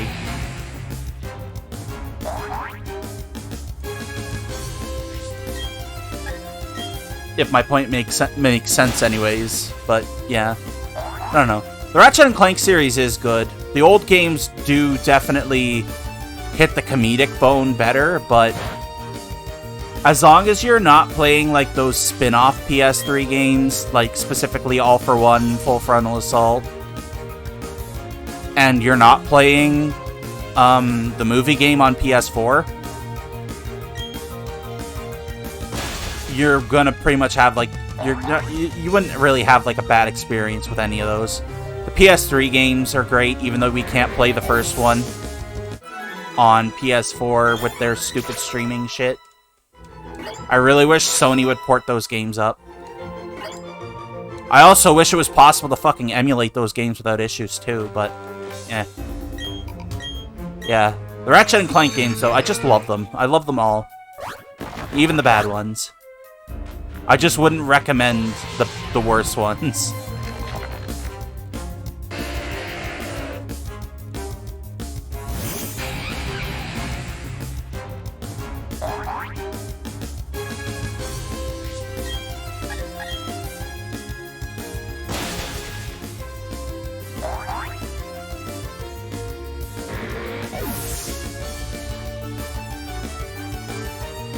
I do wish that I do feel really bad for Insomniac though, because they were excited for that Ratchet and Clank movie.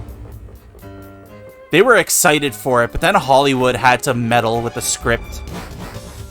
And that movie game remake, like, of the original, like, Ratchet and Clank, it just ended up turning out like it just turned it out like a complete disappointing mess because of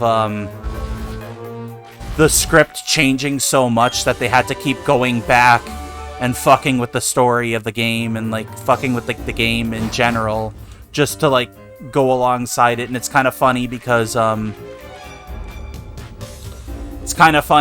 they ended up deciding, oh, Captain Quark, the one of the comic relief characters that had a really good character arc in the original trilogy, Captain Quark is the narrator for the movie game, just so we can fucking... And the whole point of that was because he's a bad narrator. Like, he's an unreliable narrator. He makes shit up all the time, so they could at least release this game and then not... Like, and like... They have it like that so they could basically have the game and it not... and people not act like it. They wanted people to not treat it like a replacement, basically, for the original game. But a lot of people who hate the game hate it because they treat it like a replacement to the original Ratchet and Clank. Not just because like the decisions of the game were bad, because like the game is good. It's just it cuts too much. It tones down a lot of stuff. It forces and rushes Captain Quark's character arc that took 3 games to fully have sink in. And they shoved it all in the events of the first game. They brought in the villain from the 3rd game into the movie game. And the original game's villain got fucking excluded. And that, like, there's a lot of reason to hate that Ratchet and Clank PS4 game, but it's also kind of like one of the most successful games in the series too, on top of it, which is also kind of funny. But I don't know.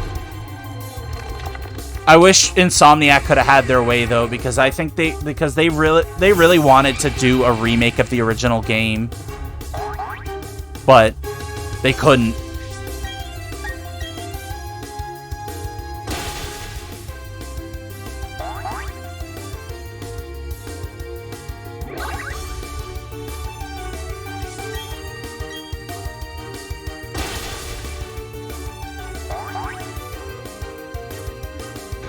I know there's also a subset. There's also a subset of people who want Jak and Daxter back, but I'm kind of iffy on that because Naughty Dog recently. I have not liked what Naughty Dog's been putting out recently.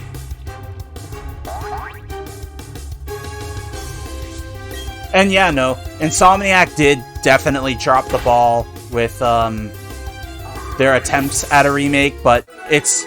In the end, and like that movie would have been good if Hollywood would have like understood what they were making a movie about. Like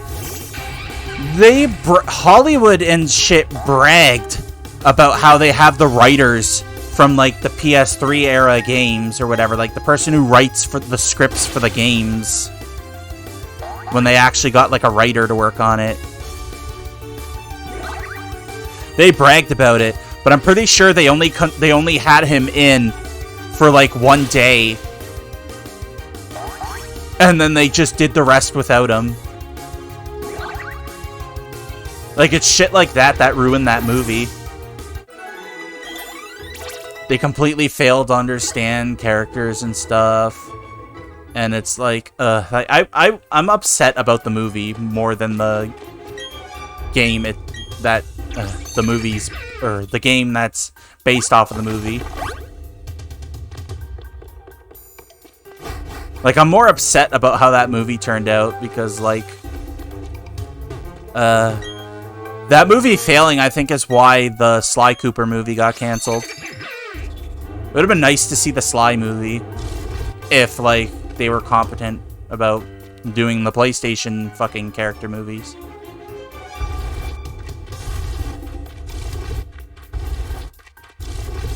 Oh well, at the very least, I can say at least the Sonic movies were fucking tolerable. It's a miracle the Sonic movies are, like, watchable movies.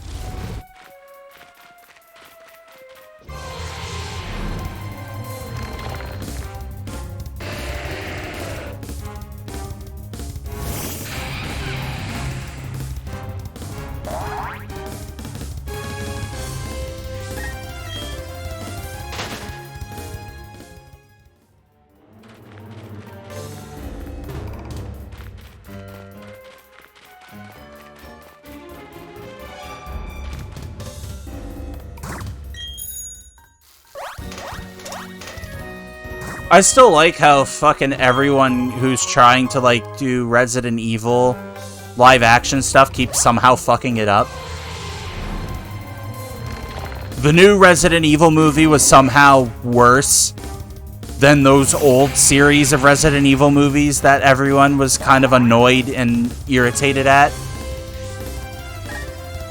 And then the fucking Netflix series for Resident Evil got canceled and everyone cheered. I'm actually fucking shocked that nobody seems to know how to do Resident Evil when it comes to, like, movies and stuff.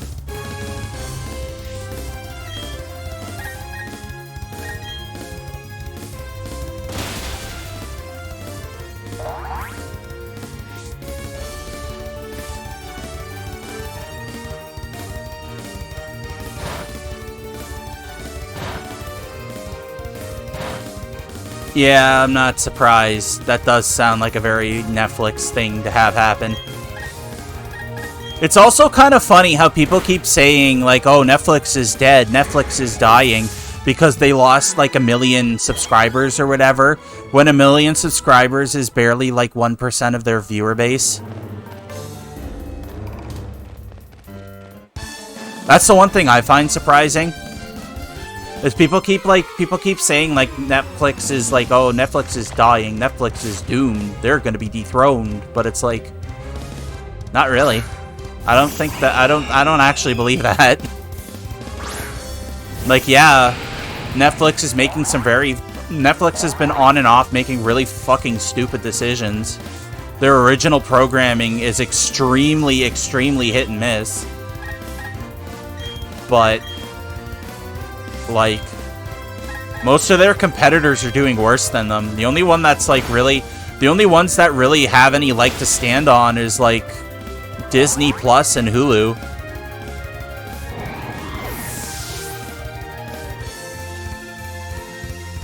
And HBO just shot themselves in the foot with the animation debacle.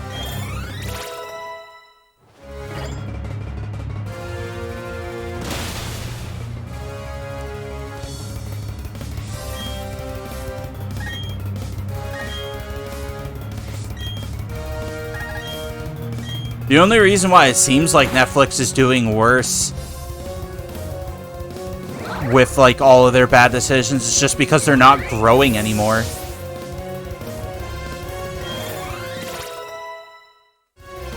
But it's like, after a while, yeah, that kind of makes sense. You're gonna stop getting new subscribers.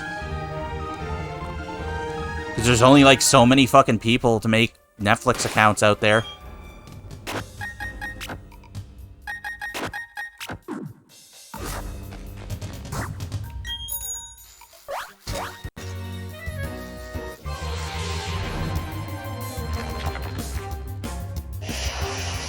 Right now, I'm wishing I had some repels, because I don't like navigating Victory Road right now. It also doesn't help that I'm not familiar with the layout of the Gen 4 one.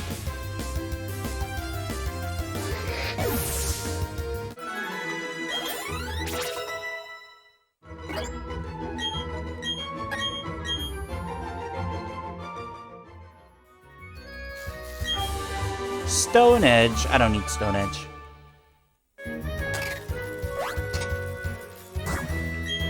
I'm pretty sure, like, some people call it Stone Miss because of its accuracy. Just like they call Focus Blast Focus Miss too.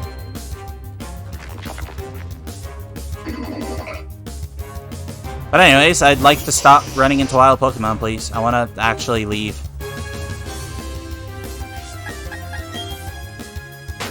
I want to actually finish this. I want to actually, like, finish the main game today.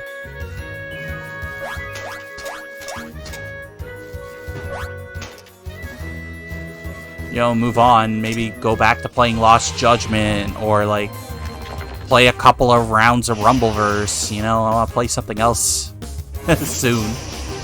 Because as much as I love Pokemon and all, sections like this make me really tired.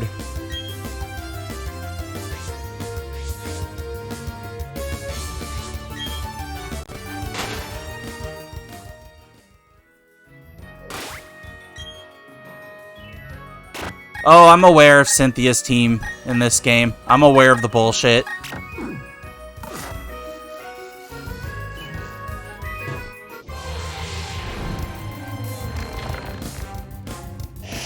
They gave her a fully stacked team in this game. They kind of fully stacked the entire Elite Four with, like, good items and shit, too, but it's just not as noticeable with, like, the previous Elite Four members because they have overall weaker Pokemon.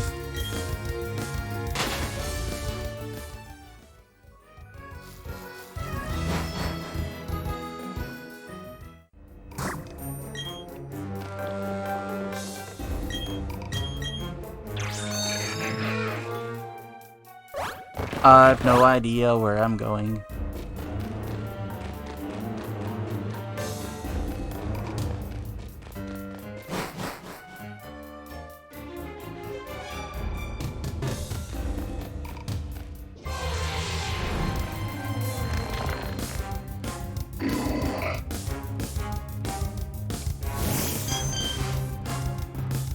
I wish I had better tracking tech so I could actually take a drink from my can of energy drink and not have my tracking mess up. Because having webcam only and having like a not the best kind of webcam out there like doesn't help.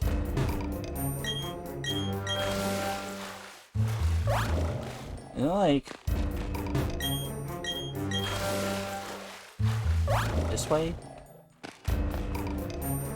Oh no, a couple.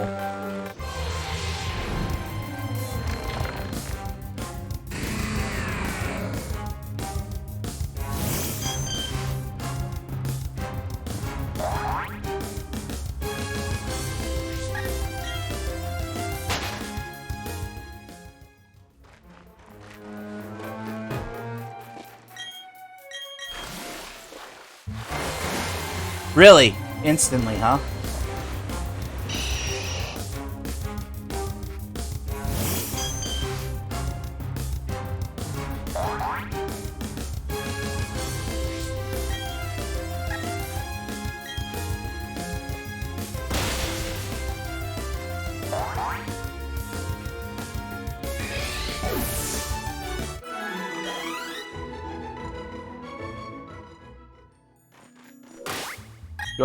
Do I like really not have any other repels?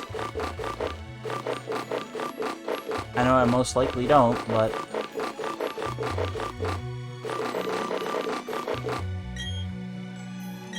I'll give my Clefable the cleanse tag, why not?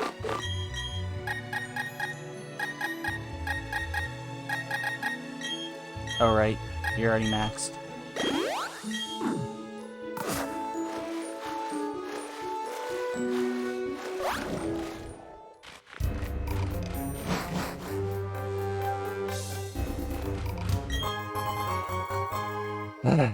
Man.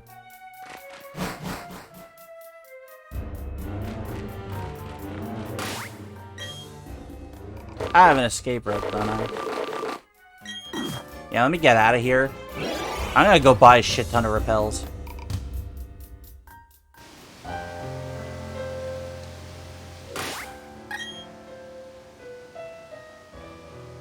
Wrong button.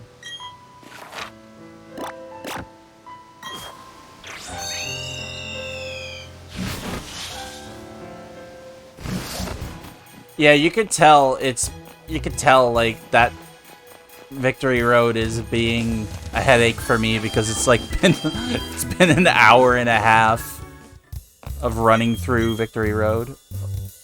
Almost 2 hours actually.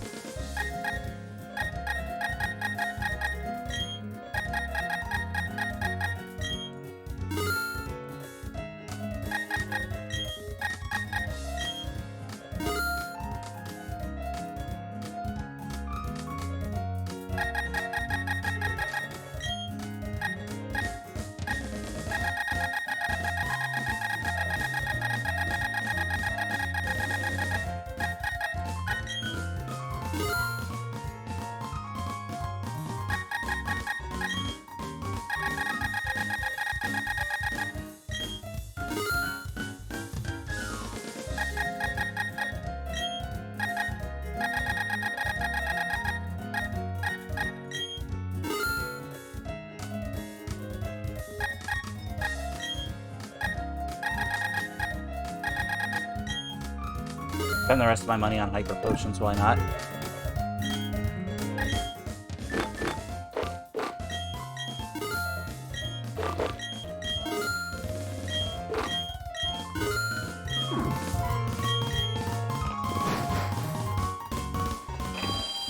Just pop open the town map, go all the way to Victory Road again.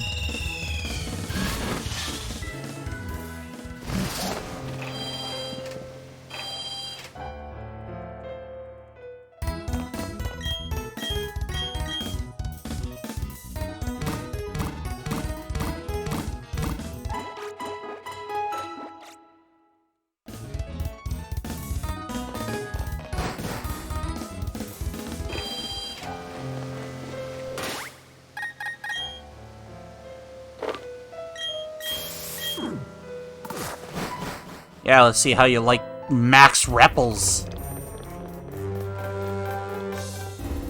Yeah, we're gonna repel. Oh, okay. Not that way.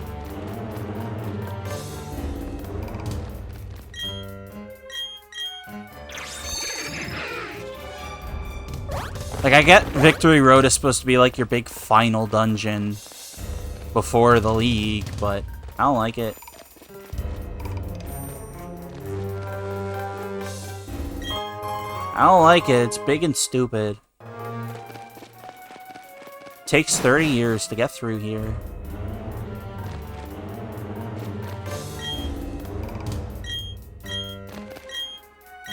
Let me check up, since I don't have to worry about encounters like making this annoying.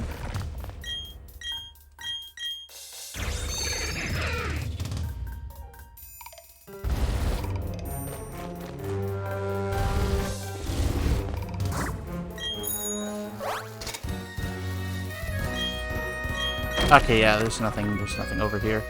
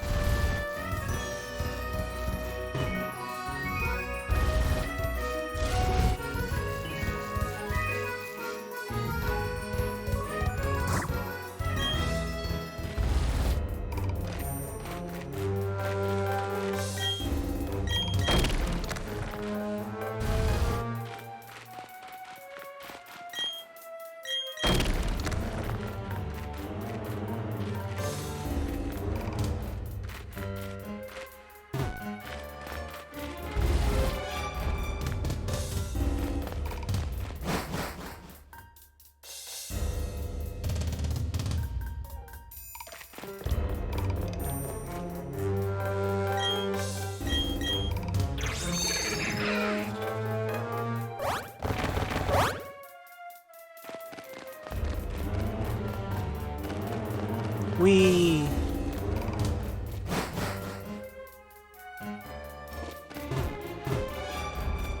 Knowing me, I probably missed something.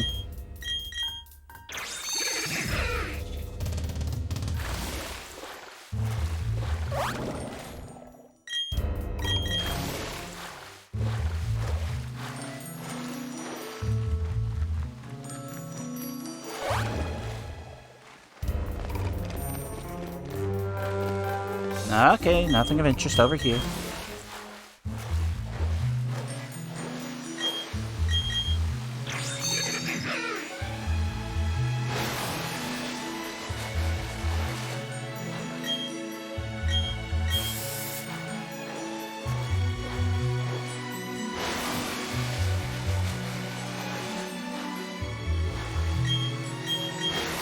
It's amazing how much I go around in circles, huh? Okay, I definitely don't think this is the mood. Cause yeah, that's just the 3 rocks. Oh, wait, no. No, it's not.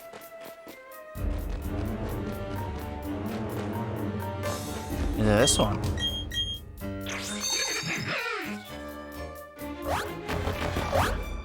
Oh, it's this way. Wow, I'm stupid.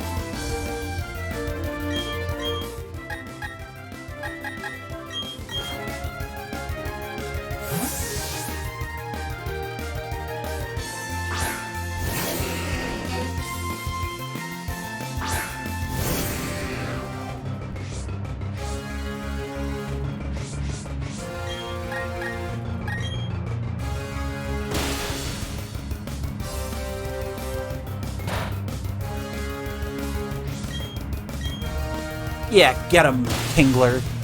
Crabina. This motherfucker gets to learn Waterfall, but you don't. Like, come on. Beat him up.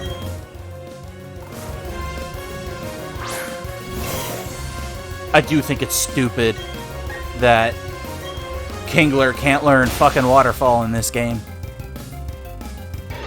It could make so much good use of that. It's a physical it's a physical attacking water type. It needs Waterfall.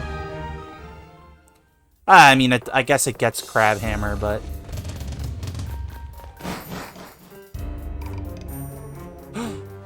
freedom. Yo! Then we gotta fight. All right, we gotta fight Dillweed.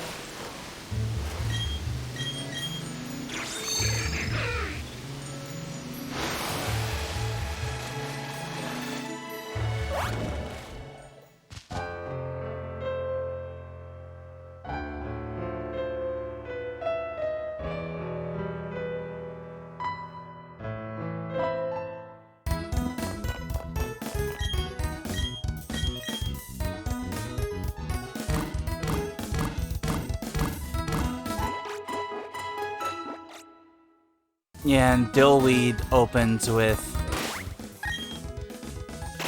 Star Raptor, I think, so.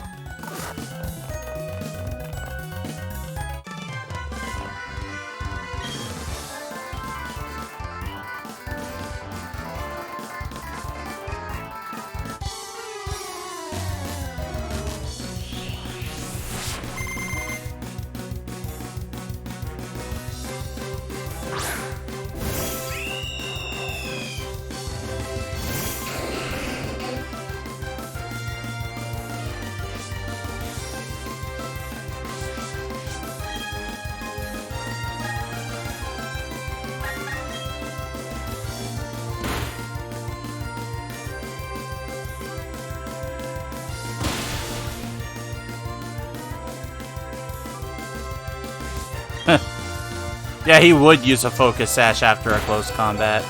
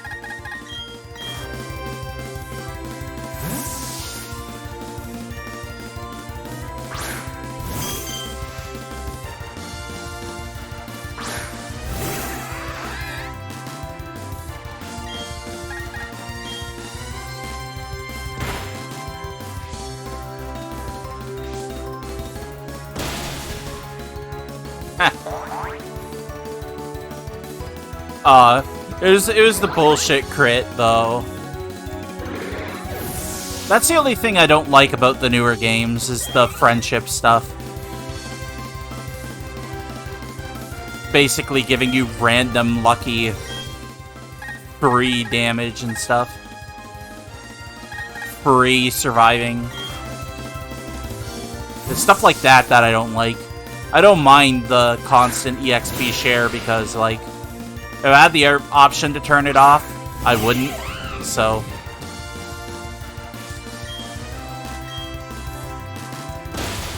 it would be nice to have the option for those few people who, for some reason, like being miserable, but...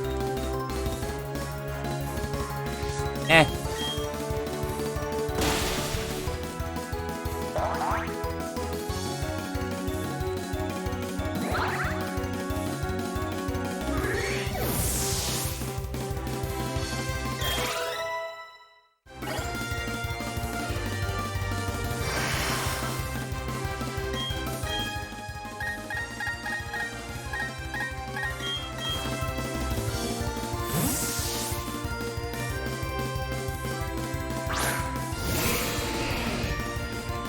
Yeah, I went back to older games anyways, and I really it makes me miss the EXP share from the newer games.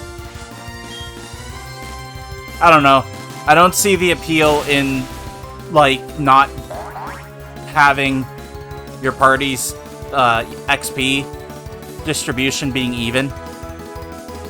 I don't know. If I wanted the game to be harder, I'd just solo run it. Like, I'd solo run it and I'd cap my level off and stuff. No items or anything, you know?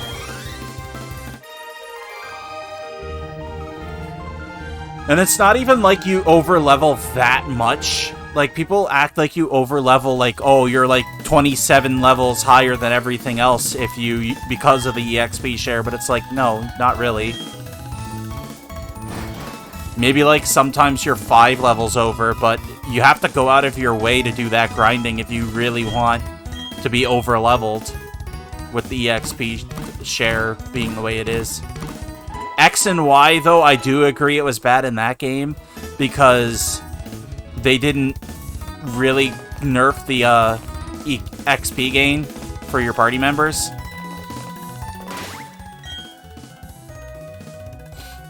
Like, Sun and Moon fixed it. Sun and Moon fixed the EXP share stuff because only the lead in battle, like the ones that participate, get a fuck ton of XP. The rest get like a fraction of it. So it's not that egregious the way people talk about it. Like, people act like it's the worst thing ever, but it's really not that bad.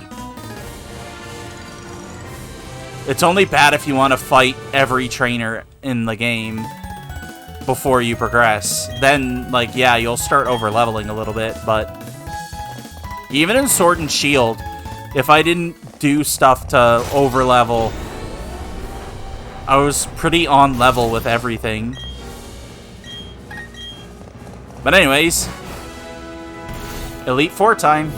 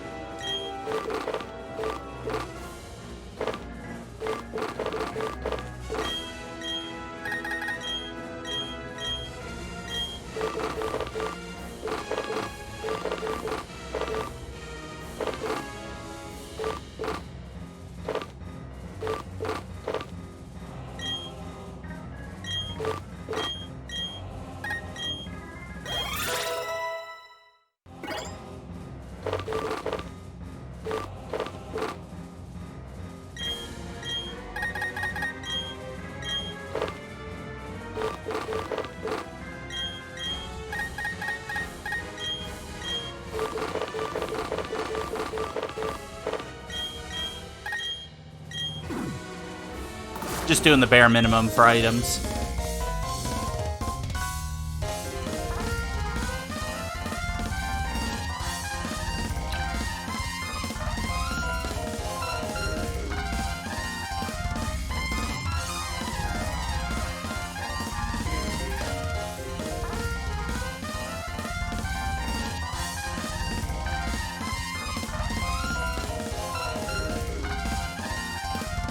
This pre-battle theme is so fucking good. Like, wow.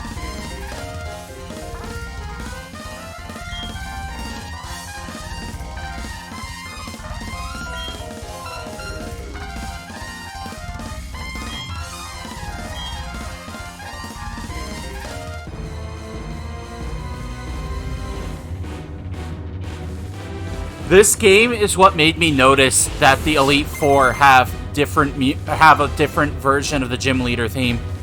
Like, I used to think it was identical in the original game, but I didn't notice that there's slight differences between the E4 and gym leader mixes. But then again, this game like went out of their way to make it more noticeable.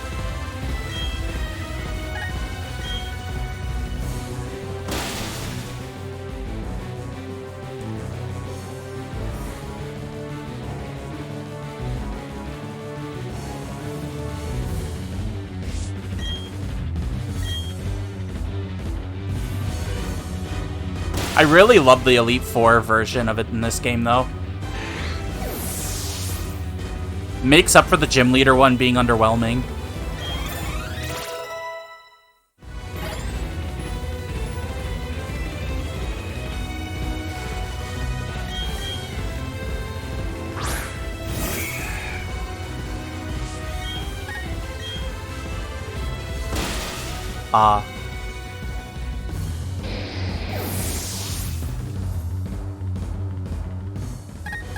Oh god, it probably has guts.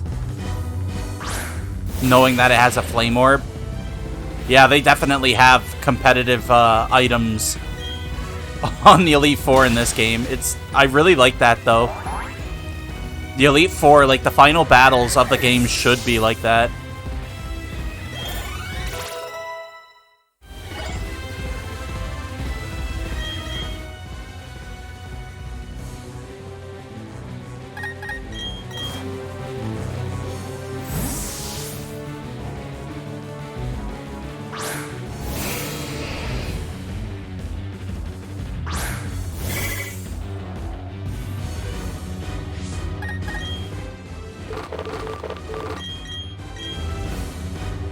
Why would it let me do that? I meant to push down one more time.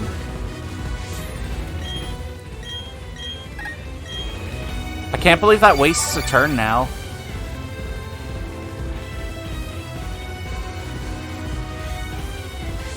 Also, it's setting up. I should be terrified.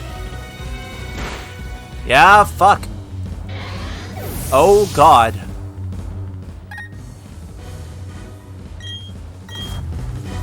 Oh god, oh god, oh god.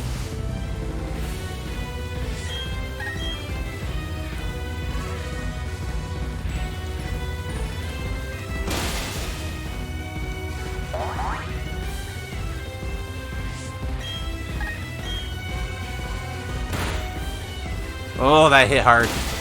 Also, I forgot to turn animations back on.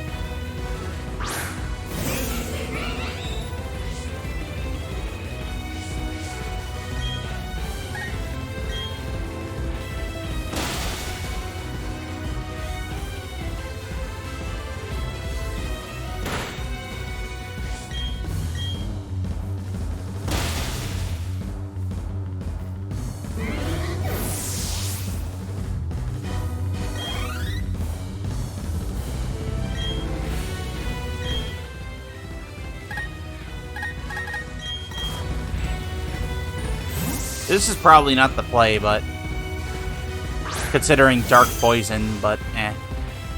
Let's give it a shot.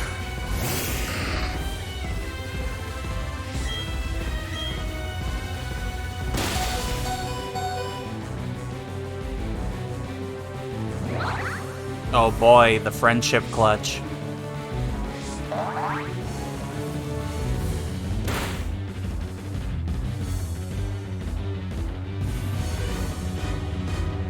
But it was poison, so it didn't matter.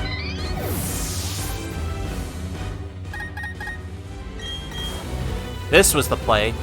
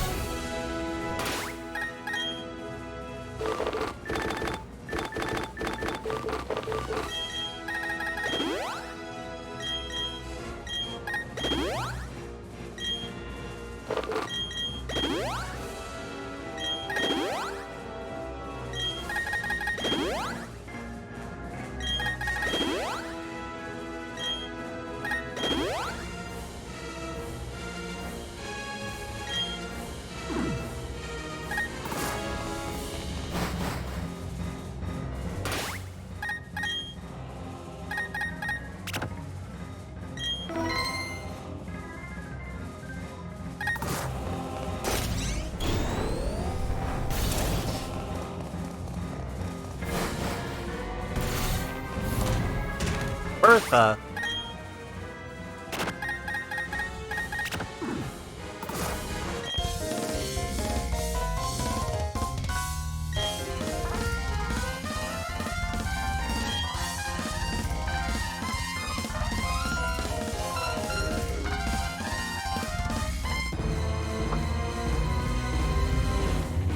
Grandma battle, hell yeah.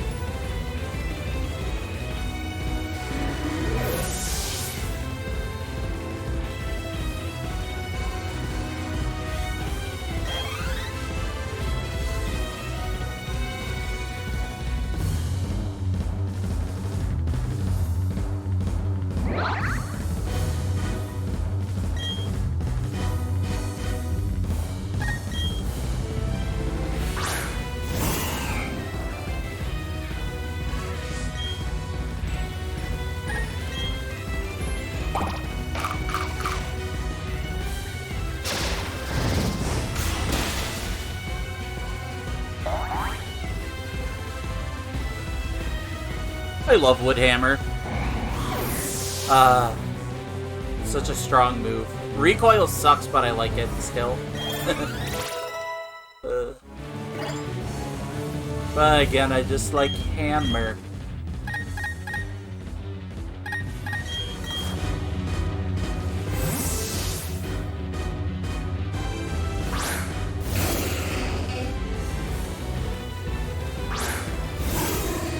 Oh hey, Sudowoodo. I have a shiny one of you in Sword and Shield.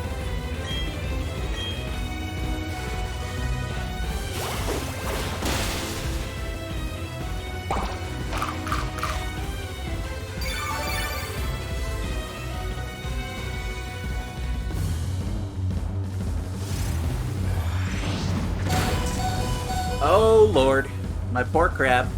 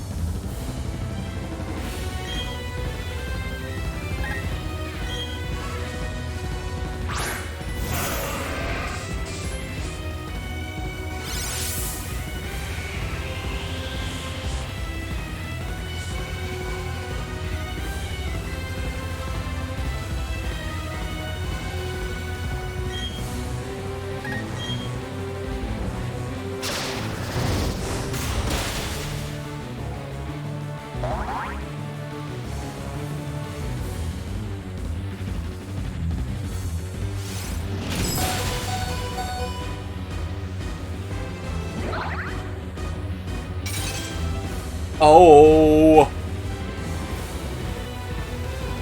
It looks like it might cry. It's frozen. How can it cry if it's frozen?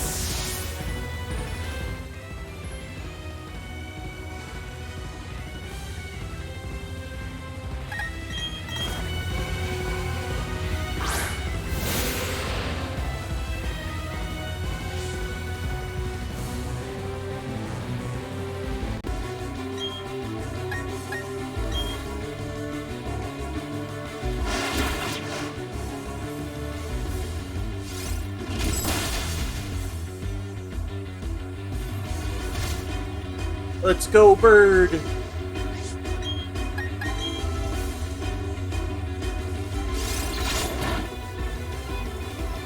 Good job, bird.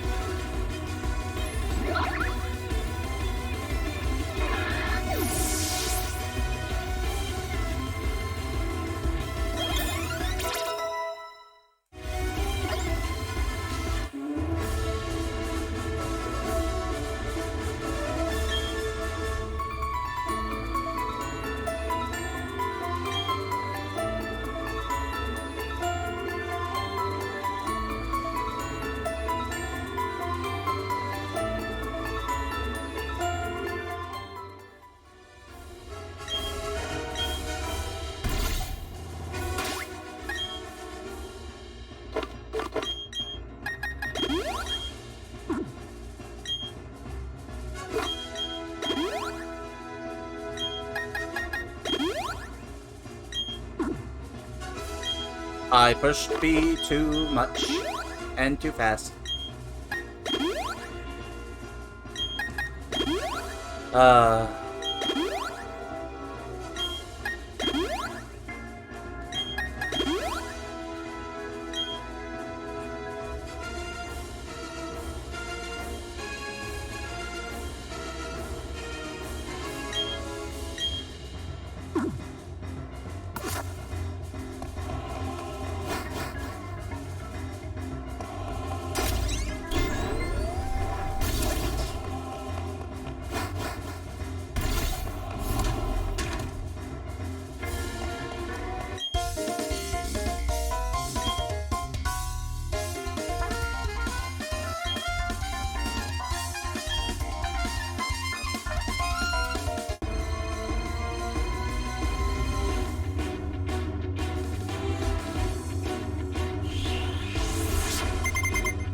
You know, this guy almost looks like Ronald McDonald. Like, if you give him the clown makeup and the nose, he's just Ronald McDonald.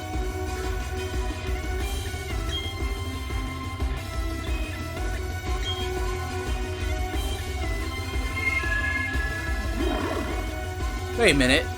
When the fuck could Rapidash learn Hypnosis? That does not seem like a very Rapidash move.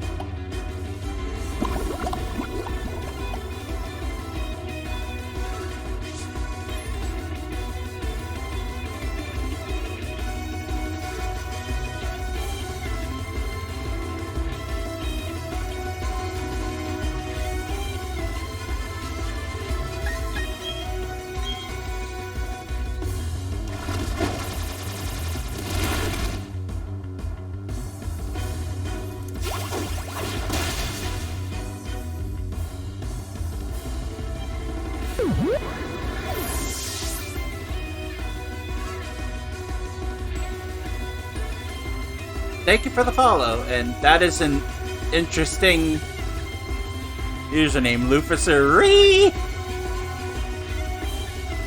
The Re sells it. That's a good username.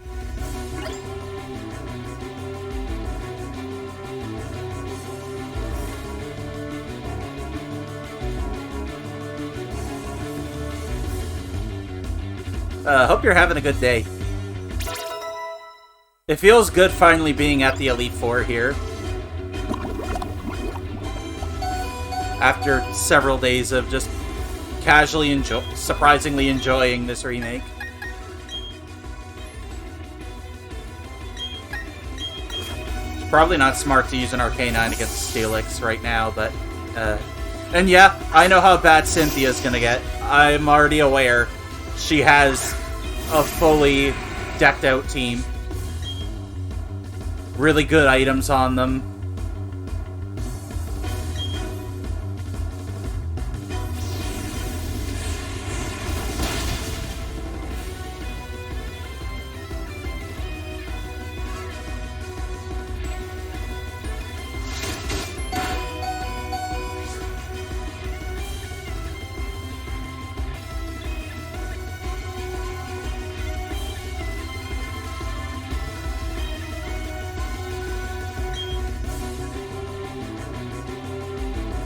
Yeah, I'll sack Gruffy, why not? Unless Flamethrower kills. Oh, it kills. Cool. I'm not going to keep Gruffy out, though. I'll let him get some experience.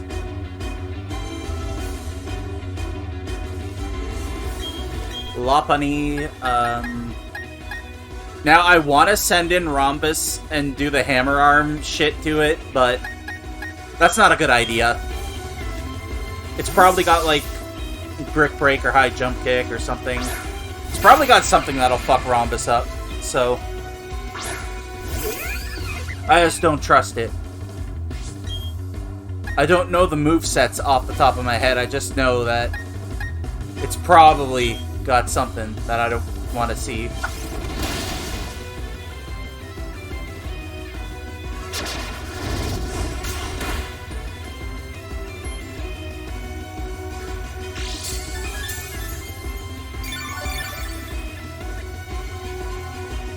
Leftovers? That's interesting. Let's get some Giga Drain going, though. Not strong enough to kill, Timbo, but... get some health back, at least, anyways.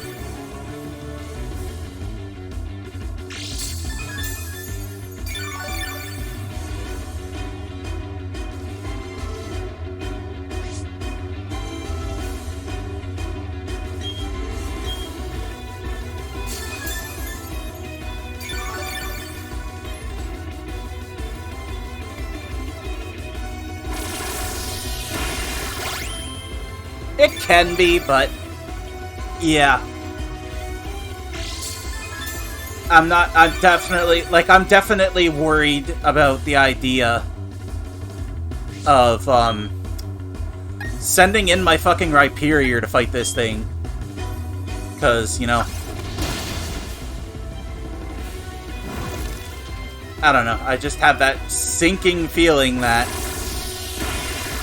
it's got High Jump Kick or something that's gonna do a lot more damage than Fire Punch is doing to my Torterra here.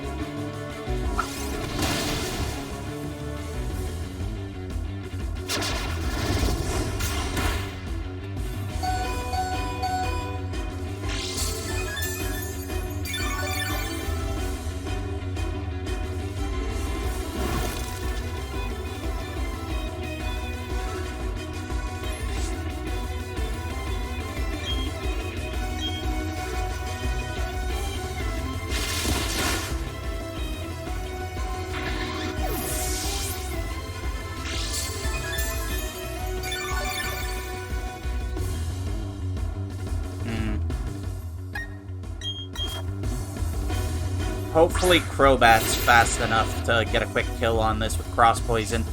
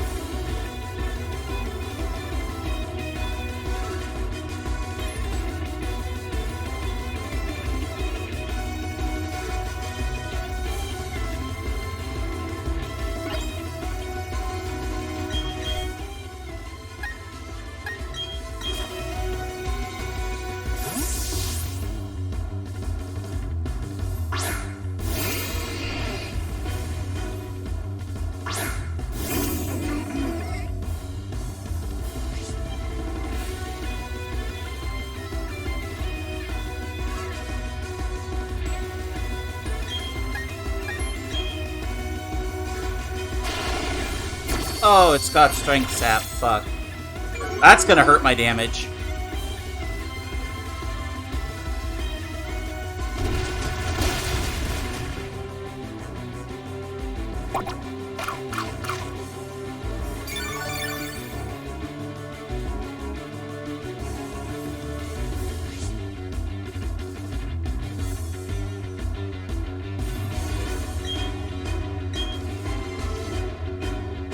Oh, now it's burning. That's this Drifblim strategy. Just lower the fuck out of a rock type's defense.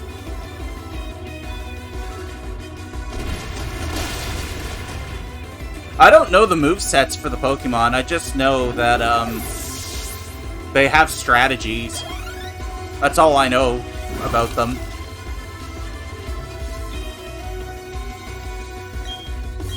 That's why I'm kind of like approaching this all... Because I'm not sure.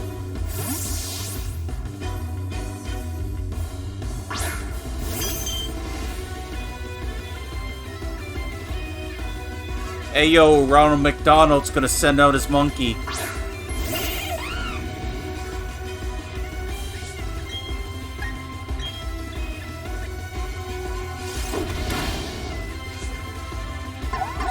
Cute charm.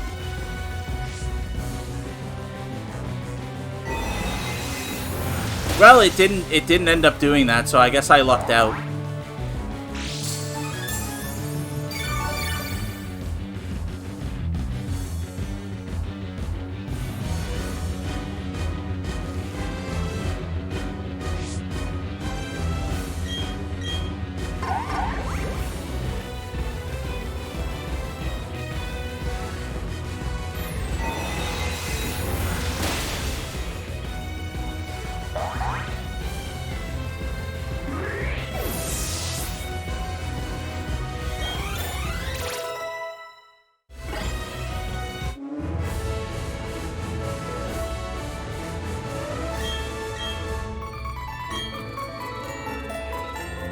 We did it! We beat Ronald McDonald!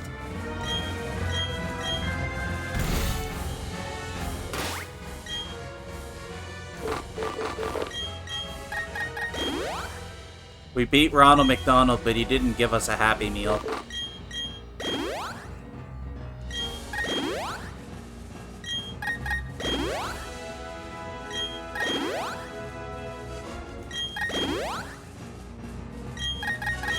Whoops.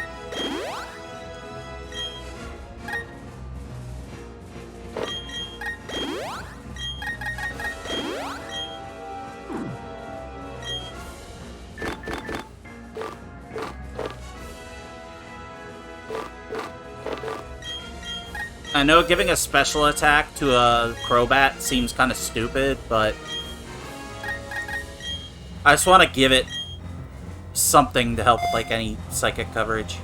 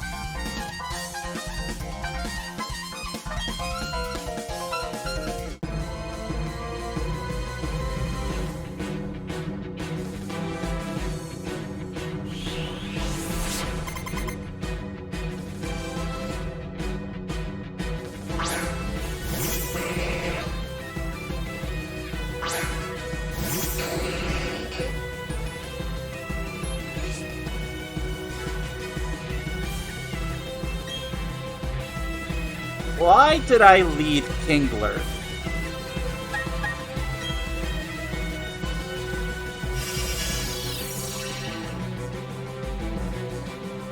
Also, Lucian is forgettable because he's just a dollar store version of Will from Gen 2. And considering the Gen 2 remakes were this generation as well, like, the Gen 2 remakes were this game's generation, so you basically have a more dripped out version of him as the first Elite Four member of another game in the same era, so yeah, of course he's gonna be forgettable.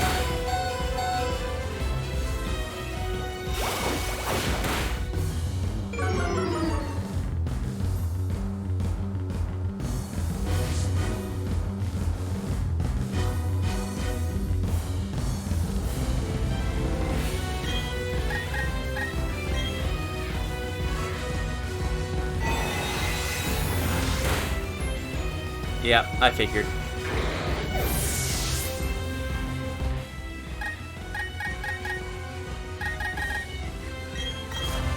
I'd take a gamble.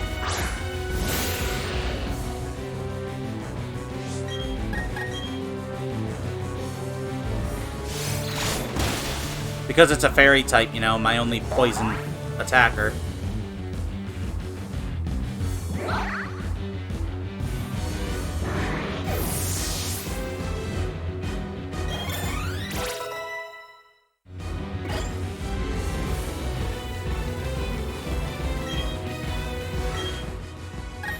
Alakazam gets killed by physical attacks.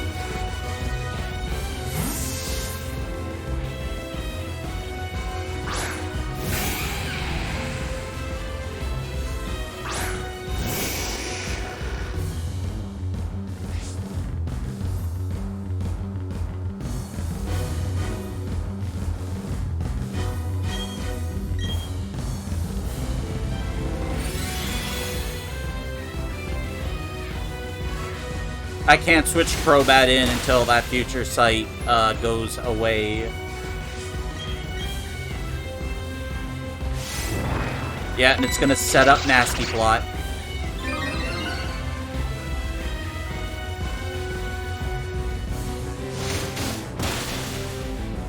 But it's dead.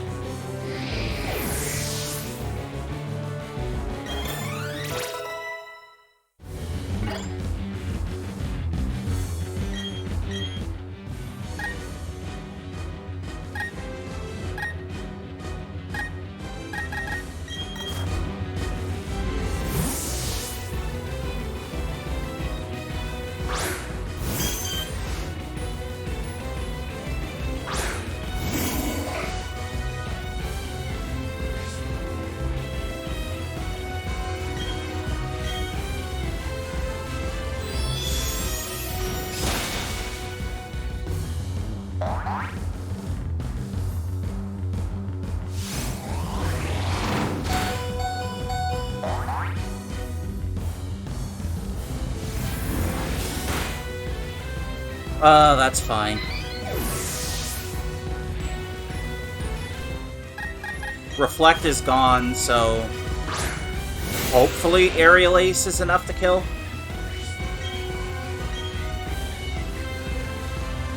I mean, I got a Sharp Beak, so yeah, good, it's enough.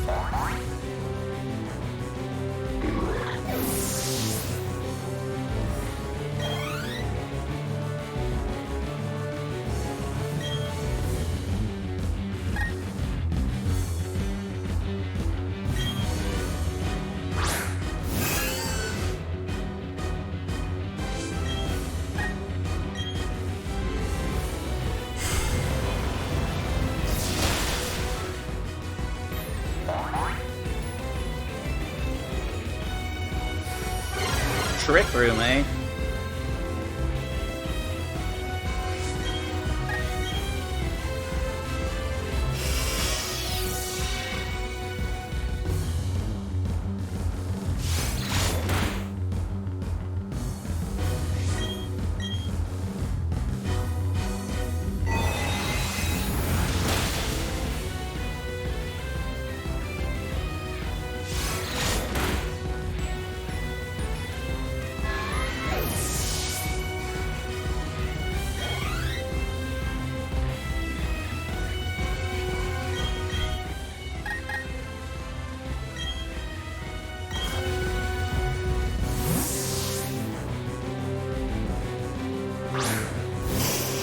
I don't know if this is a heat-proof Bronzong or a Levitate one. I don't know, so... let's give Flare Blitz a shot. Or we'll just dig Gruffy's grave.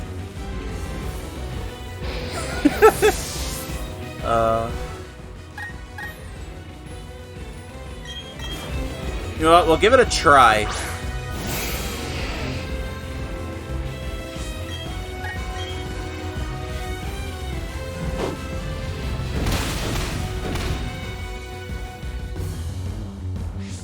Yeah, it's a Levitate user.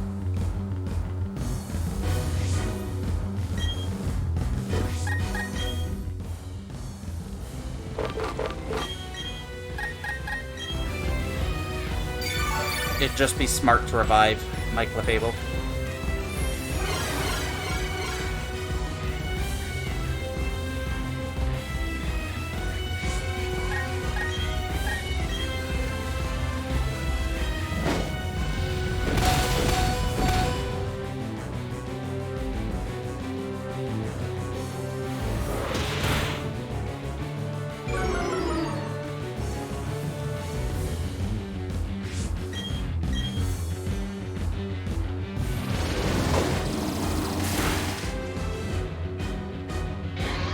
Payback, really?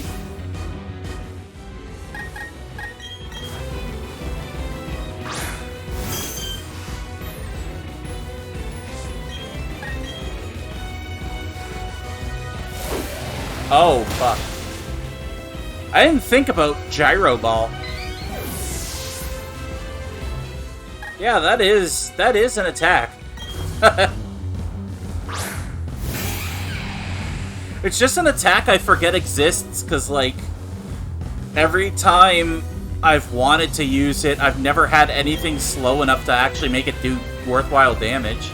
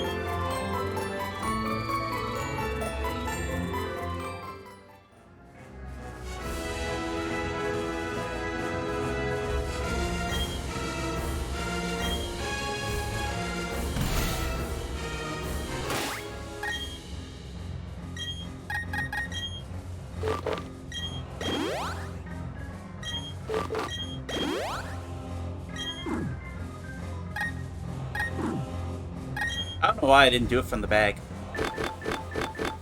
But, yeah. Since she opens with Spiritomb, I already know who I have to lead with.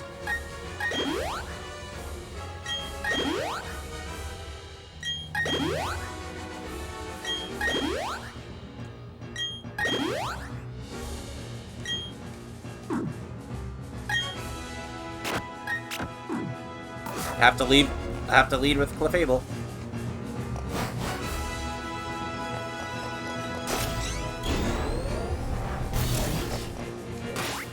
Here I'm gonna save because I actually feel like I might lose this if I'm not careful.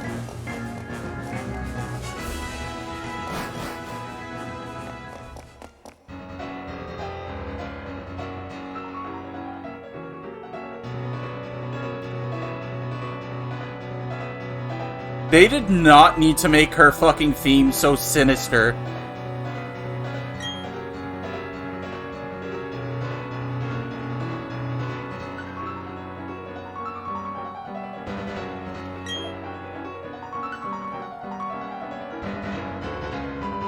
But god, this is the best fucking intro to a champion, like, it's no wonder why she's still, like, probably the most popular champion.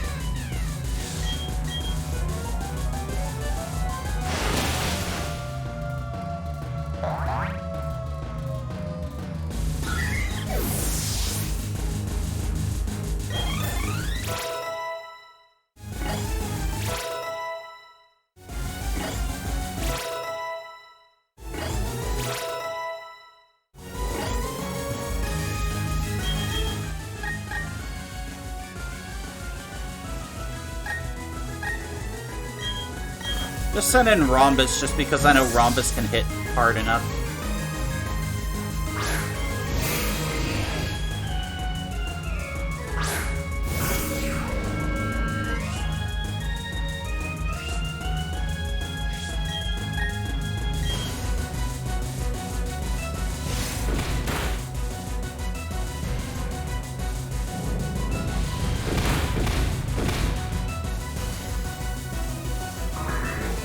I'm expecting Lucario or Melodic. Oh, Gastrodon.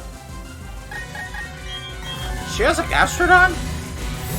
I forgot. Wow. I think that's her most forgettable team member, which is sad because I actually love Gastrodon.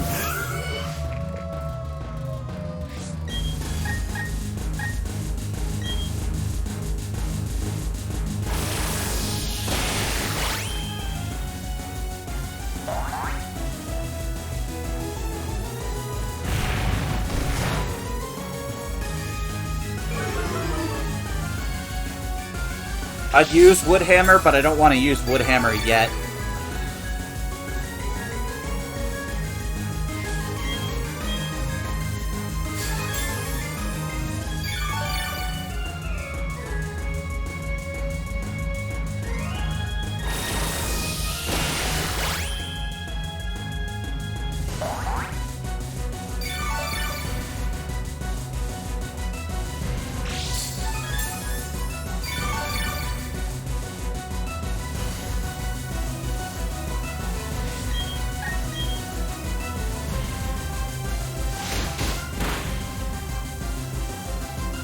Even with a speed drop, you're still too slow, Gastrodon.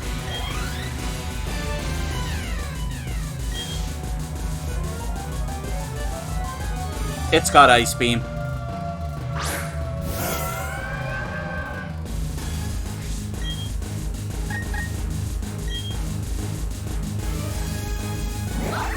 And the clutch friendship dodge. Bonk.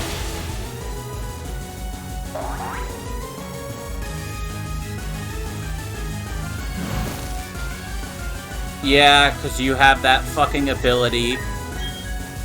Marvel Scale or whatever it's called. Ugh. And a clutch, not die.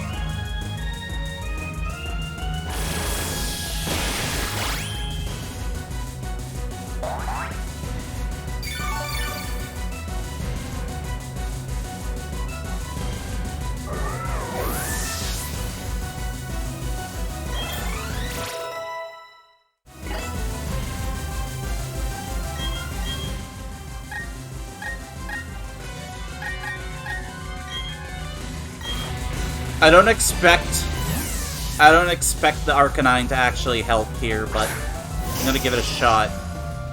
I'm gonna give it a fair shot.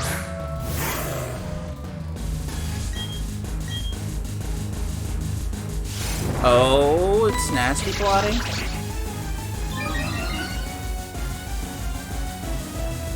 There's too much of a level gap for this to be a one-shot, though, I think. Oh, never mind, I'm wrong, I'm stupid. It was a one-shot. It's dead. It doesn't get to live anymore. I win. Garchomp. I don't have a real answer for Garchomp if Clara's dead, but I wanna just see if Kingler can even touch this thing.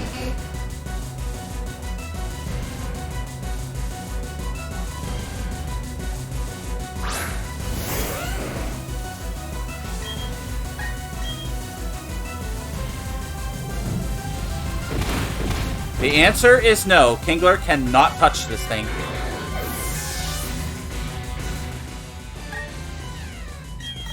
So, I think the goal here is to get Clara the fuck up.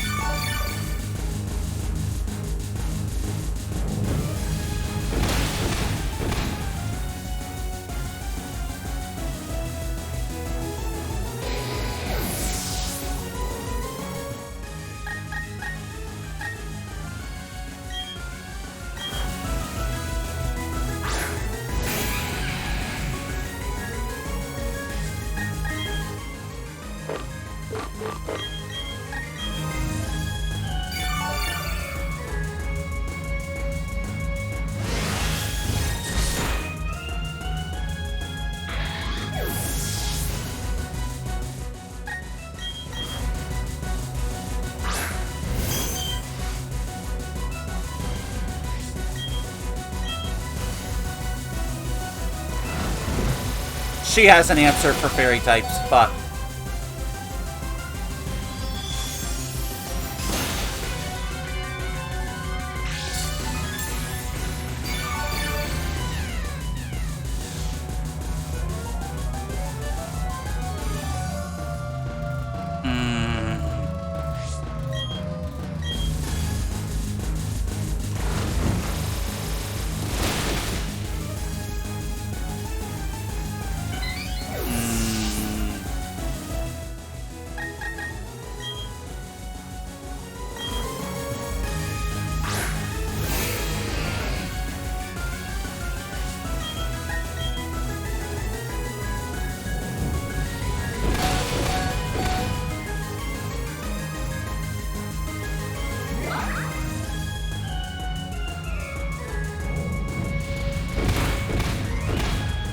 Thank God for the clutch survival. I would have lost there. If Rhombus would have died there, I would have lost this fucking battle. Oh, fuck. I was actually kind of concerned. Thank God for the very annoying, intrusive friendship mechanics.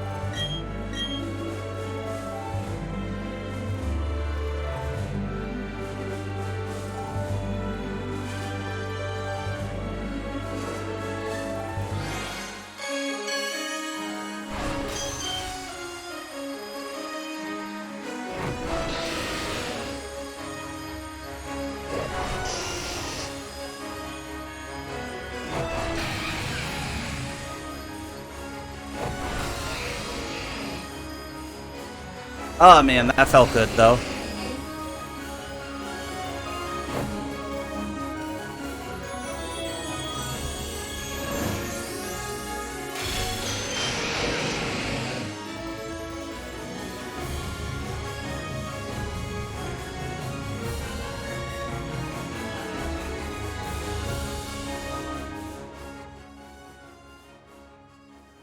Oh, that felt good. That felt good to finish.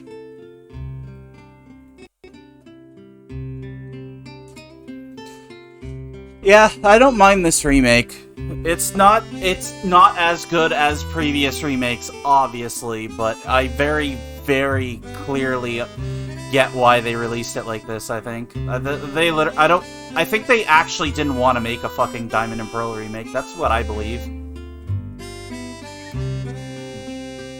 Like, I feel like they just did this for... They also didn't want this to remake to overshadow Legends Arceus, which is unfortunate, because Legends Arceus, even if this game was done the same way like Omega Ruby Alpha Sapphire and stuff were done, I still think Legends Arceus would probably be better. But, I don't know, I like this remake. It's fine. It's fine for what it is. There's some really stupid and frustrating choices they made with this, but... I enjoyed it.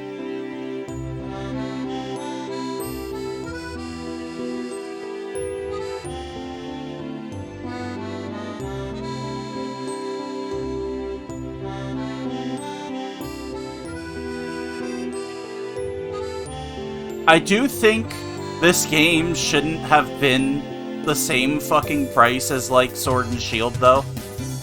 It shouldn't have been the same price as fucking Legends Arceus, either. It should have been way cheaper, considering, like, how, like, barely different from the original game it is. And, like, when Diamond and Pearl came out, they were, like, $40, $50 games. So, having this be, like, 90 Canadian, or, like, whatever the fuck full retail price is in the States is right now, like, that's where they're kind of pushing it for the price for this game, I think. But then again, like, I don't know, I think a lot of Nintendo games aren't really worth the full retail price, at least in Canada. A lot of them are, but there's like a lot of remakes and stuff that Nintendo's put out that should not be this price. It's basically what I'm getting at. Like, if it's like a remaster of a Wii U game, it should be a little bit cheaper than full retail. I don't know. That's just my opinion. But yeah, I enjoyed the game for what it was, anyways. Azelf can still fuck off, though, for pissing me off yesterday. Because, yeah, yesterday Azelf pissed me off. But either way, I'm just happy. I was happy to be done. The Elite Four here.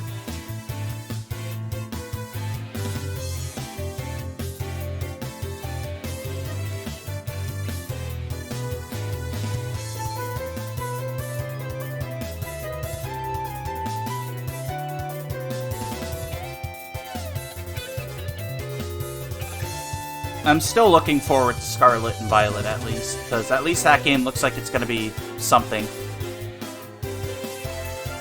Hopefully it lives up to expectations at least a little bit.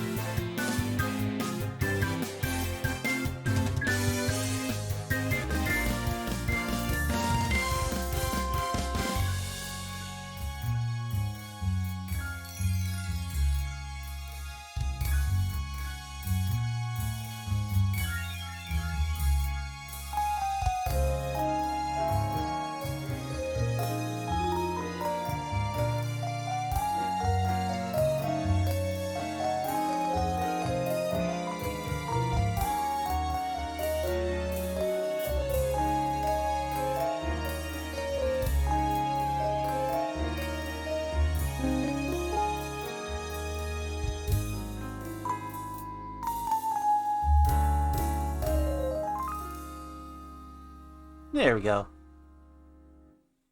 I'm probably gonna just do the post-game stuff off-stream on my own, because, yeah. I do want to get back to, like, streaming fucking Lost Judgment and stuff, though, because I was in the middle of that, and then I got this game, and I was like, I'm gonna hyper-focus on it. Because I'm having fun playing Pokemon again.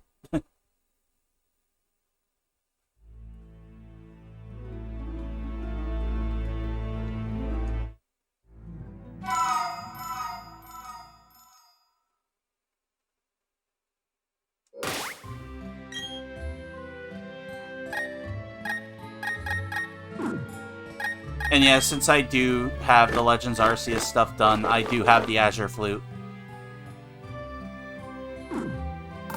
Maybe I should go to Spear Pillar.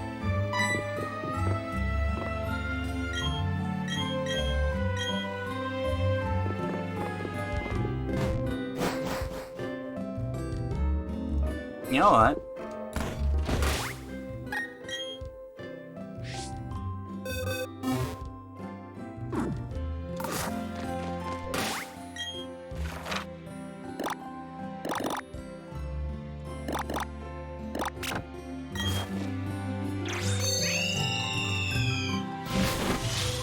Let's go kill God.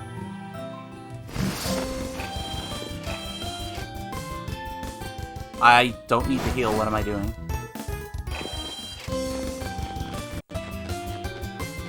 Let's wrap up this adventure here anyways by going to fight God himself, Arceus.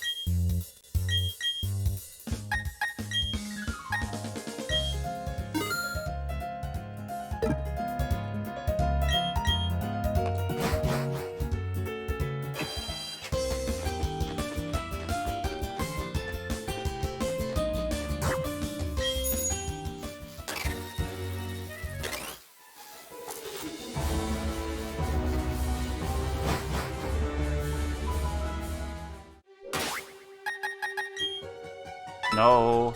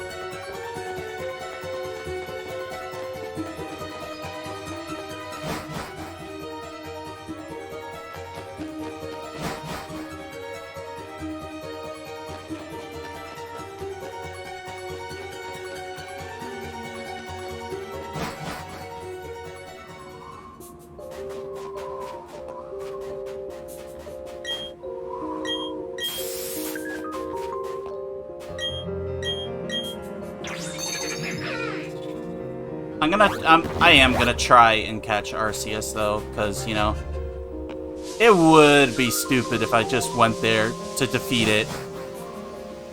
It is level 80 though, so it's probably gonna like one-shot like everything, but... or come close to it, but, you know.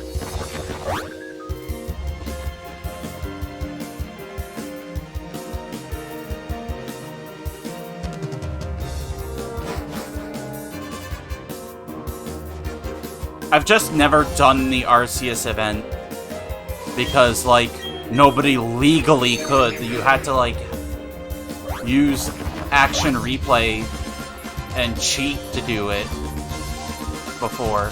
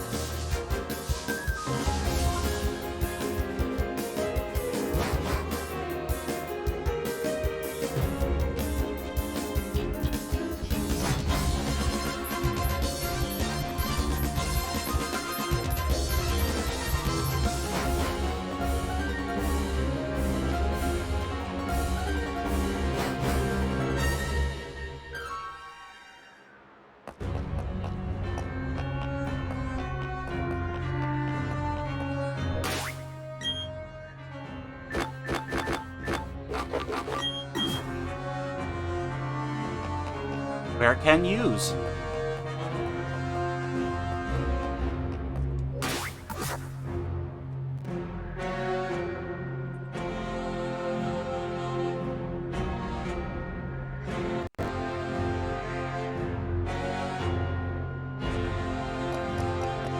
Oh, we're not allowed to use it yet?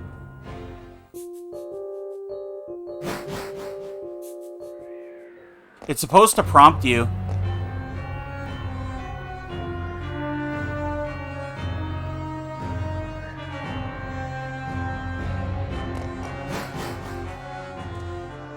Yeah, it's supposed to be one tile from the entrance.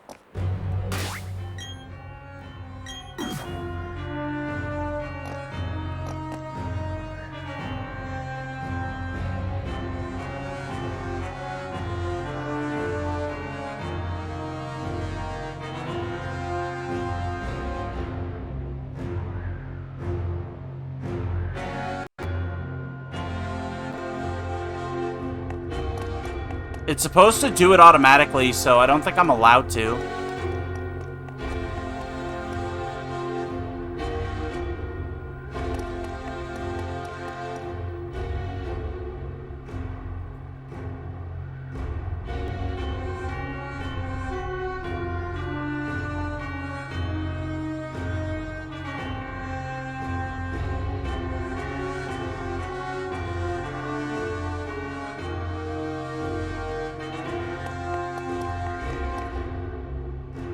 Oh, you need the national decks, apparently, too.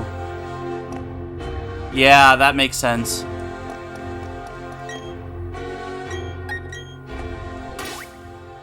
Yeah, and that's gonna take me a while to actually get that. I gotta encounter Yuxi.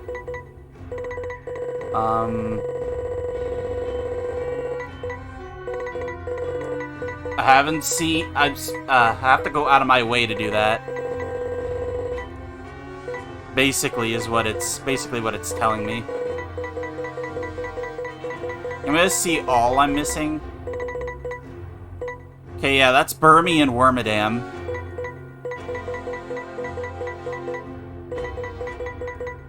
Drifloon I haven't seen. I can transfer one over really easy, though.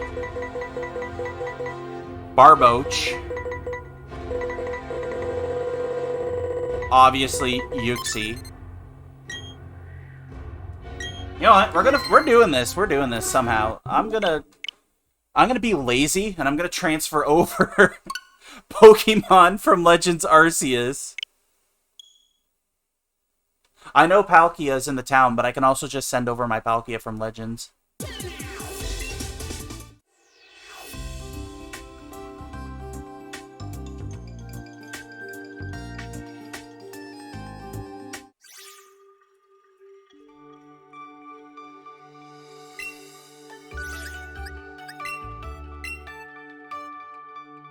This is just faster. I can always put Palkia back if I want it in Legends Arceus. And just go over here.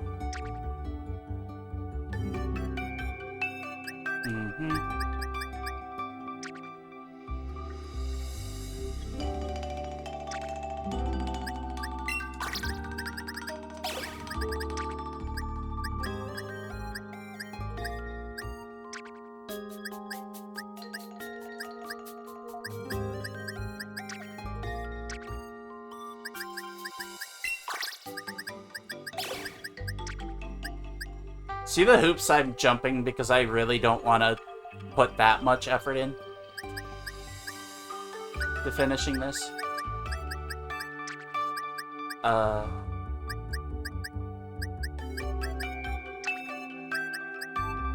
swore I had a Wormadam.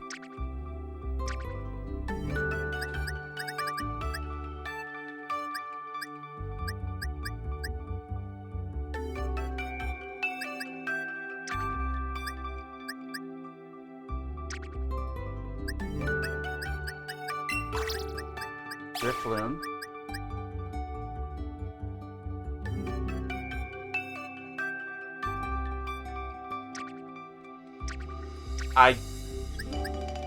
don't have a Wormadam here.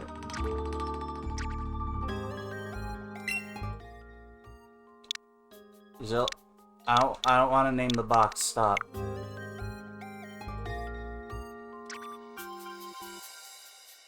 I could have swore I had a Wormadam.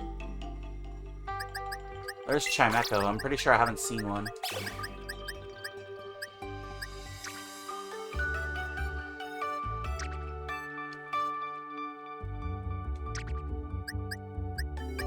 There's Mothim, but I don't need Mothim.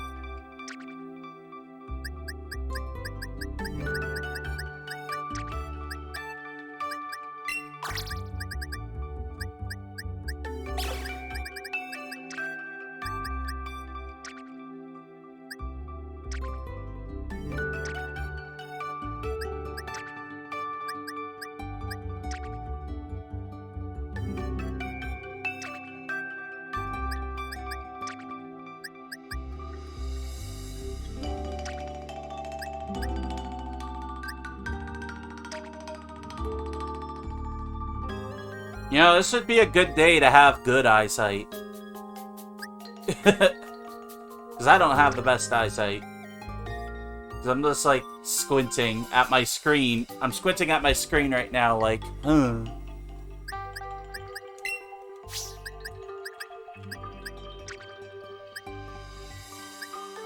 Yeah, I definitely think I don't.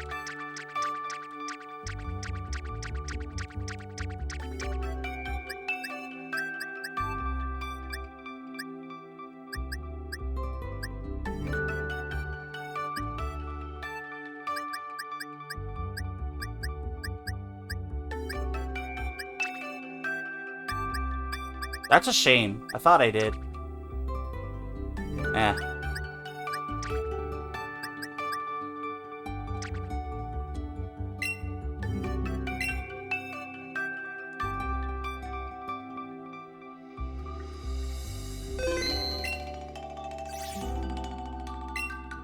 I'm pretty sure, like,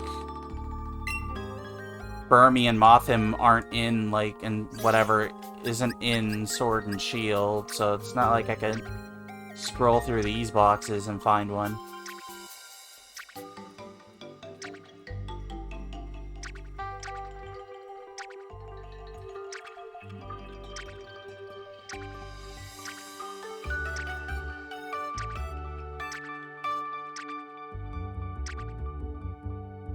I have no idea why I'm even looking.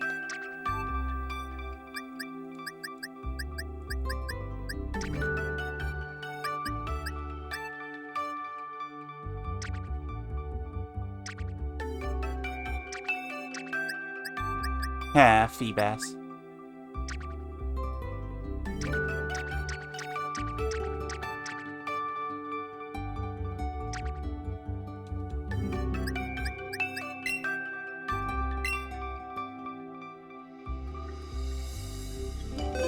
Oh well, I'll just put this stuff in Brilliant Diamond. I'll Google trainer with Wormadam real quick.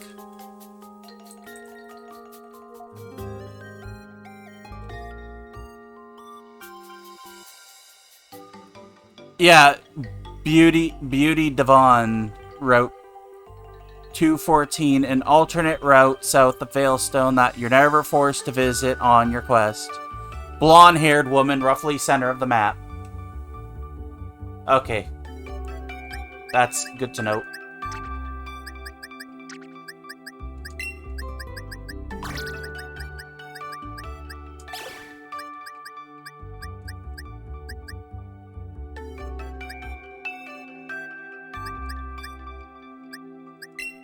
Oh, there's Grumpy fella in here too, why not?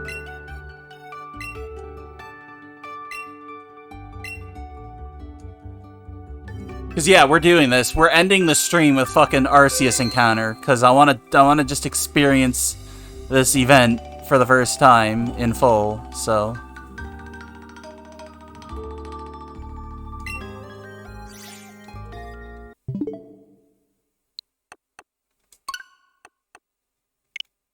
I'm pretty sure with what I transferred over, I should only need to see this Wormidian. So...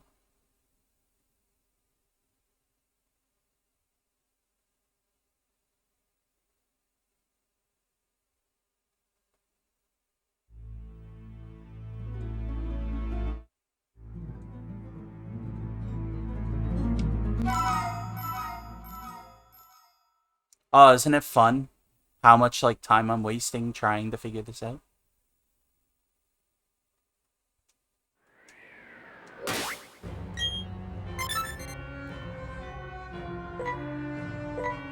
Yeah, because there's 150 in the original Synodex.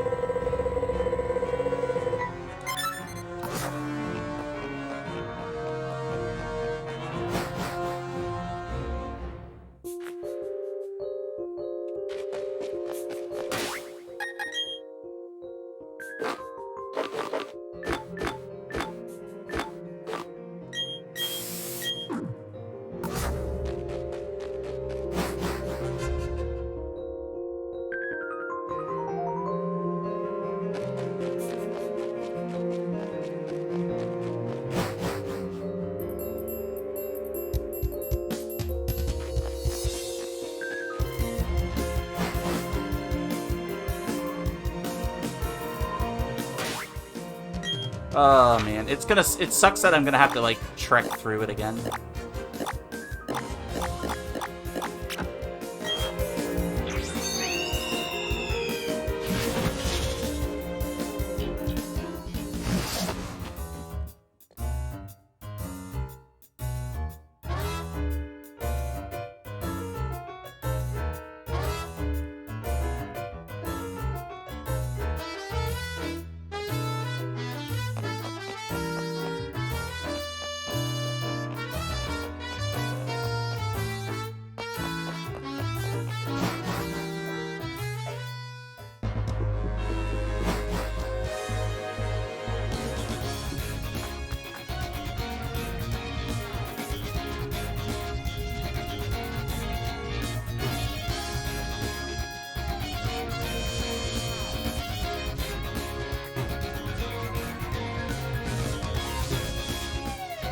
This one.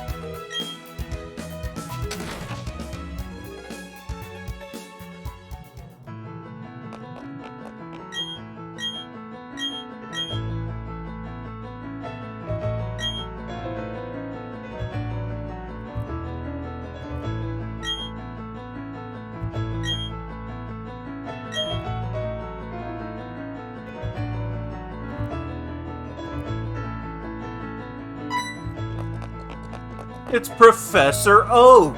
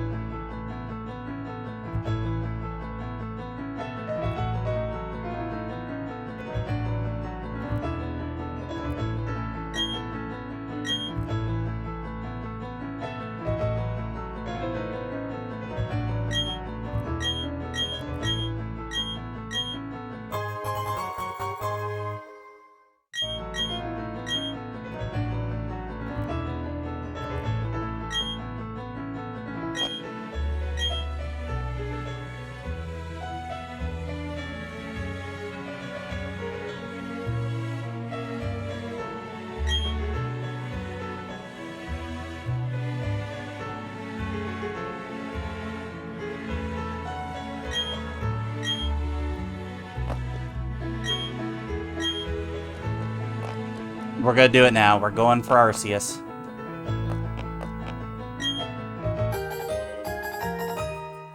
I don't need your fucking radar yet. I'm not shiny hunting anytime soon.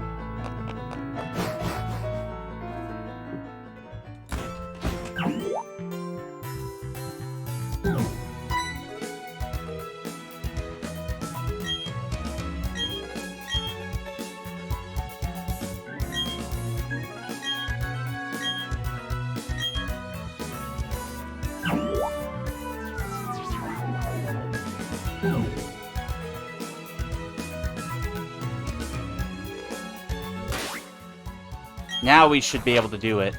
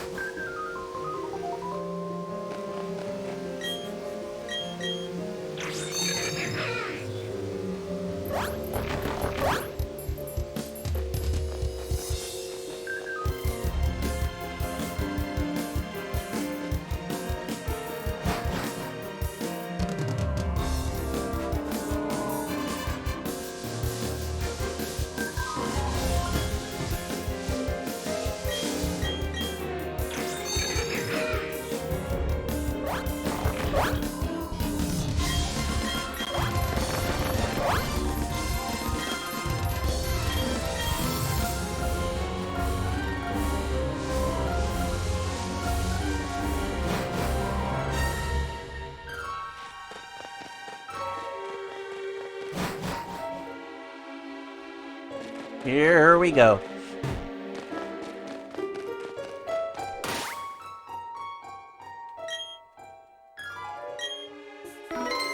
It should prompt me when I hit the spot now.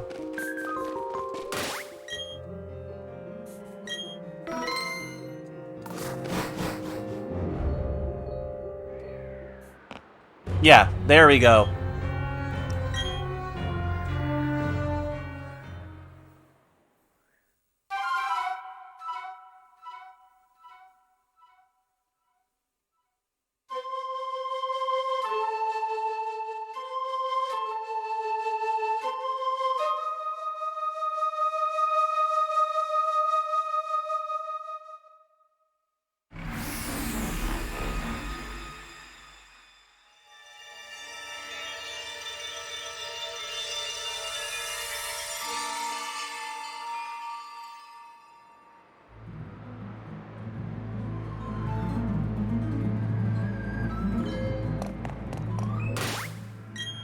I actually find that really fucking cool that they're doing like the little title screen ambience for this event. That's actually cool. Which also makes it more depressing that this event never got released because people thought it would be too complicated. because Game Freak thinks their player base is stupid, despite the fact that they forced us to learn Braille.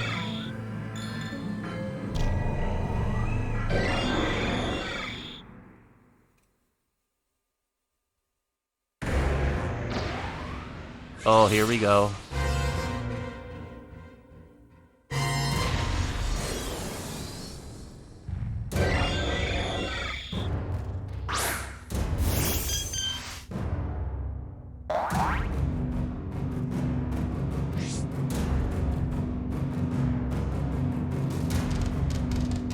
God, I love Arceus's fucking battle theme. It's so fucking tense.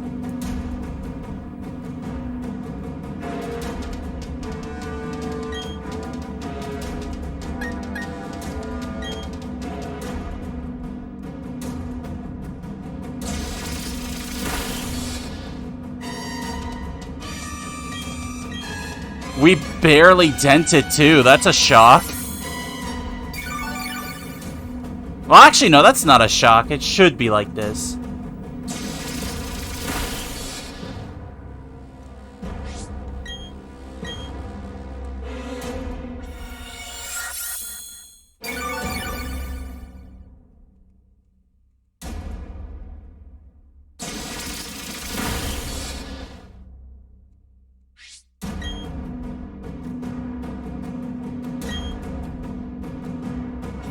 I'm only using Thunderbolt because I want it to paralyze, because I don't have anyone that can put it to sleep.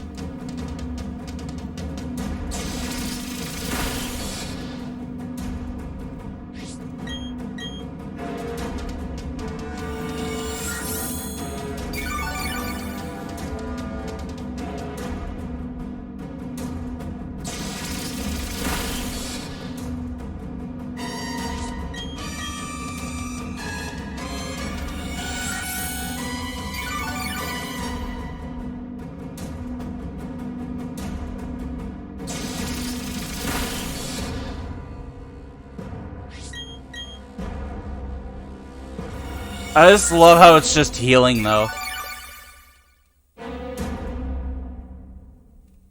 It hasn't attacked me once.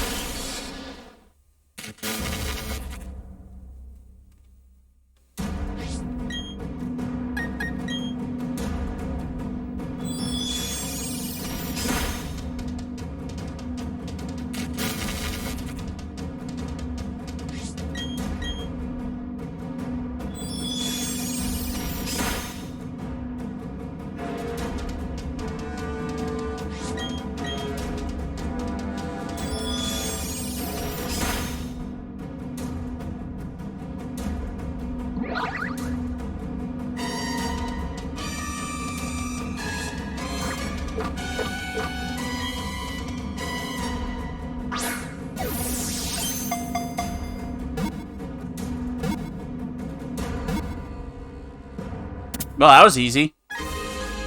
First ball.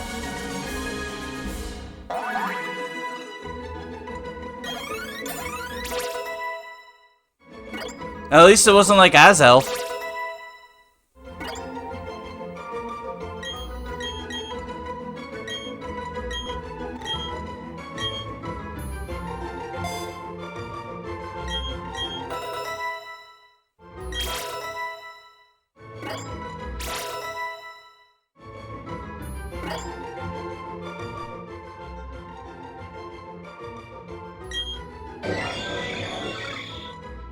That was anticlimactic, kinda. But oh well, I don't care. That was good enough. It was a good way to end.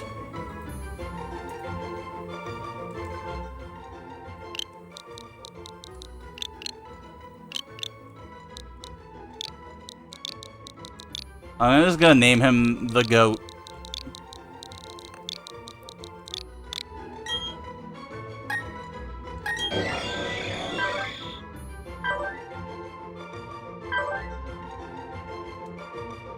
It only has Hyper Beam and Future Sight. Those are the only attacks it has. Wow, that sucks. No wonder it didn't do anything.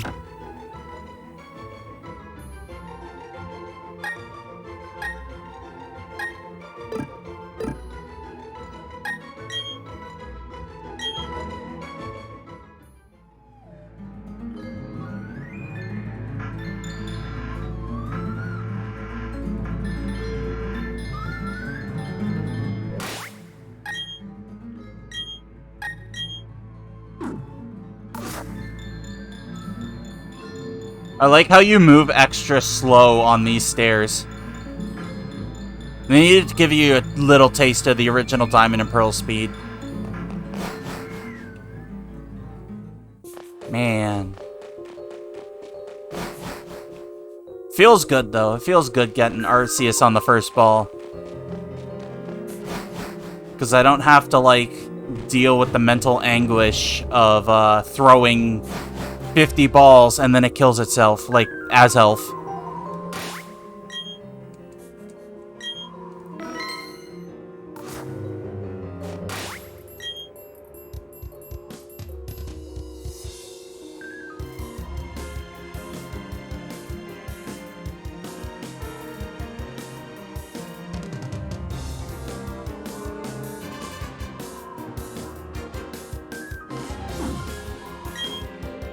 Oh well.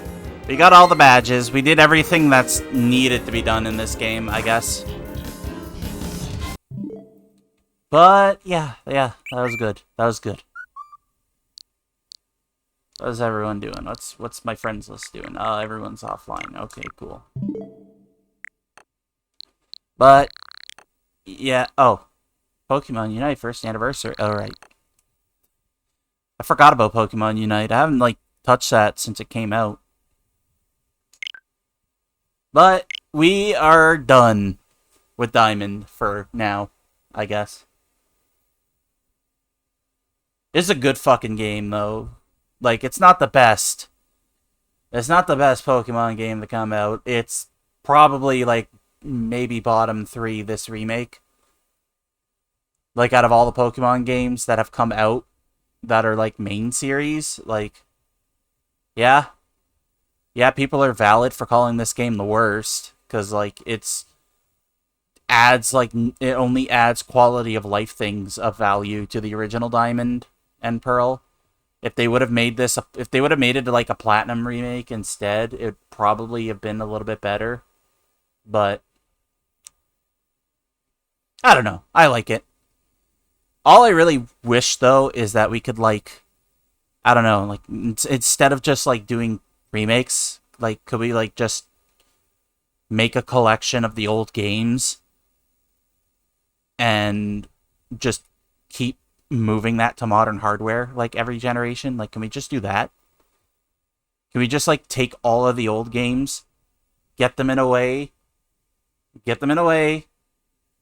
where they don't need, like, the DS's funky gimmick of 2-screen, but, like, you don't remake the whole game. You, like, keep the old look of it. You know? Can we just do that instead? Like, I would be fine if they just did that and stopped doing remakes.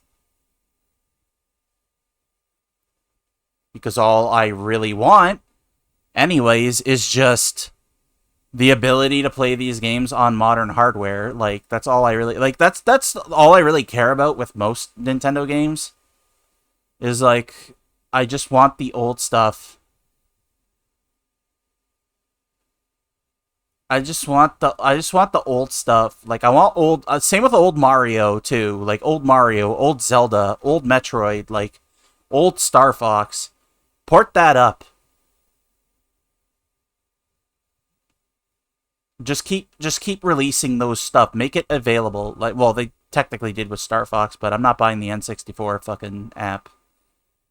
Like, I'm not paying for that Nintendo Online stuff for, like, the N64 app because, like, the emulation in that needs improvement before I'm, like, okay with it.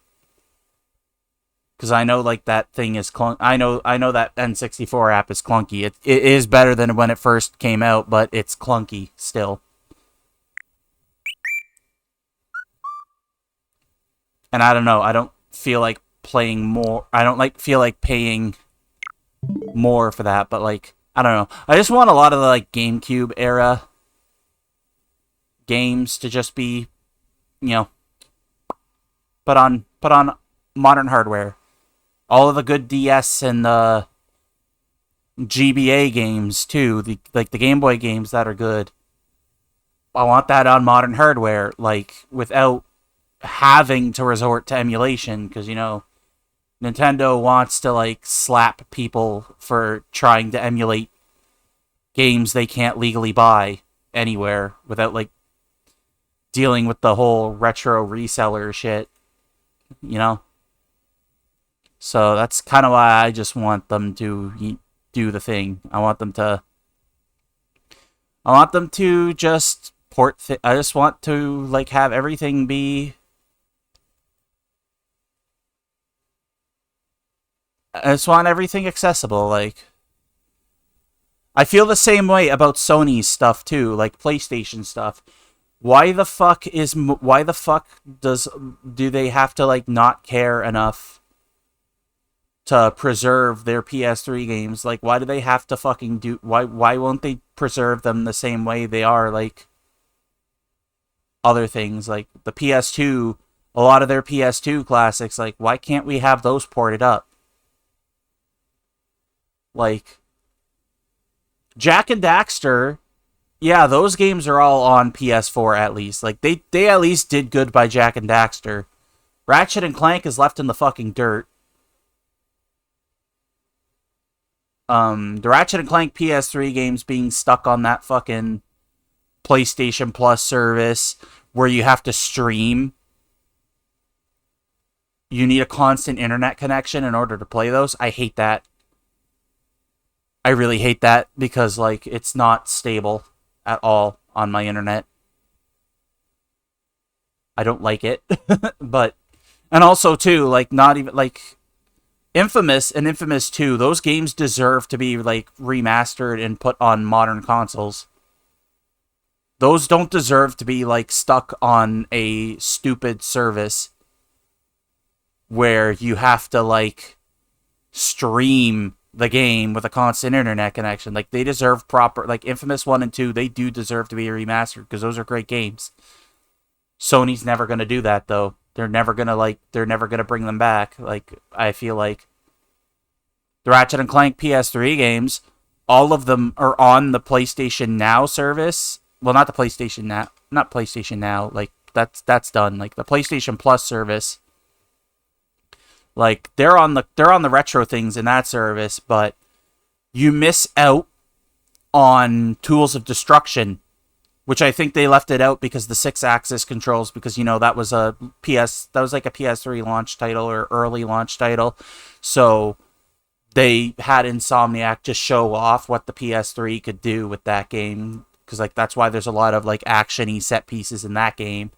And, like, because, like, the PS3 controllers at the time were all like, ooh, we got gyro controls in our controller. There's a couple of segments that need it, I believe. And because of that, despite the fact that, like, I'm pretty sure the PS4 controllers have an equivalent to that, they didn't make it work. So future Tools of Destruction, like, you can't even play that. You don't even have the option to play that with their dumb streaming service there for PS3 games. So you basically start from, like, the future 1.5 game, Quest for Booty, which is, like, not even, like, a full game. And it's like, Tools of Destruction was a mess, but it kind of deserves to be preserved too, Sony. Like, come on. And also too, they could have easily put the Ratchet and Clank HD collection, even though that's, like, not the most ideal way to play the Ratchet and Clank trilogy. They could have put that on the PlayStation service there. They didn't. They put every other Ratchet and Clank game on there, though. Which is weird, but yeah, I don't know. I just wish, like, these companies would preserve games at least a little bit better. Not, like, overcharge us to be able to, like, play them either. Like, at least, like, if you want, like, if you want, like, titles you could, like, sell for cheap, just throw out fucking ports. Like, do that. It's good enough. That's all I care about, though. I just want legitimate ways to play old games again without needing the old hardware. It's probably my least favorite thing about console gaming. Because at least on PC, like, there's ways people, like, there's at least dedicated, like, groups of people who'll preserve them, like, if they get delisted from stuff now. So, but, PC has its problems, too. Like, every fucking platform has its problems with games. Like, a lot of, like, a lot of PC games, like, some of them like aren't optimized very well compared to like other versions of the games, and it's like annoying too. Like, you just want everything to be consistent across the board. But I'm going on a stupid tangent here. Anyways, yeah, since I'm done Diamond and I've been streaming for close to 5 hours, I suppose I should actually like call it now. I was gonna like play Rumbleverse or something, but I didn't expect it to take like 4 or 5 hours to finish the rest of the game. I thought I could breeze through like the last little bit, but apparently not. Because I got sidetracked by trying to level up some new stuff I wanted to throw on the team. And ultimately, they barely got any work in. So I basically wasted time. But anyways, since I'm done and all, yeah, I'm going to end stream.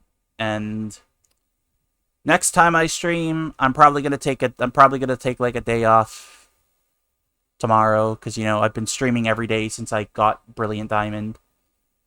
Take a day off tomorrow, and then I'm gonna when I stream again, I'm gonna go and keep playing Lost Judgment, because yeah, gotta play more Lost Judgment. Might throw in a little bit of Rumbleverse in there if I like get like burnt out on sitting and watching the story of Lost Judgment, because I did beat the game before. I love Lost Judgment. It's one of my favorite games, but you know, I can't sit and watch cutscenes for long periods of time these days. I don't have patience anymore. But anyways, I'm gonna call it now. So have a good day, well, good night, everyone. Take it easy and everything. Stay hydrated. Eat food and whatnot.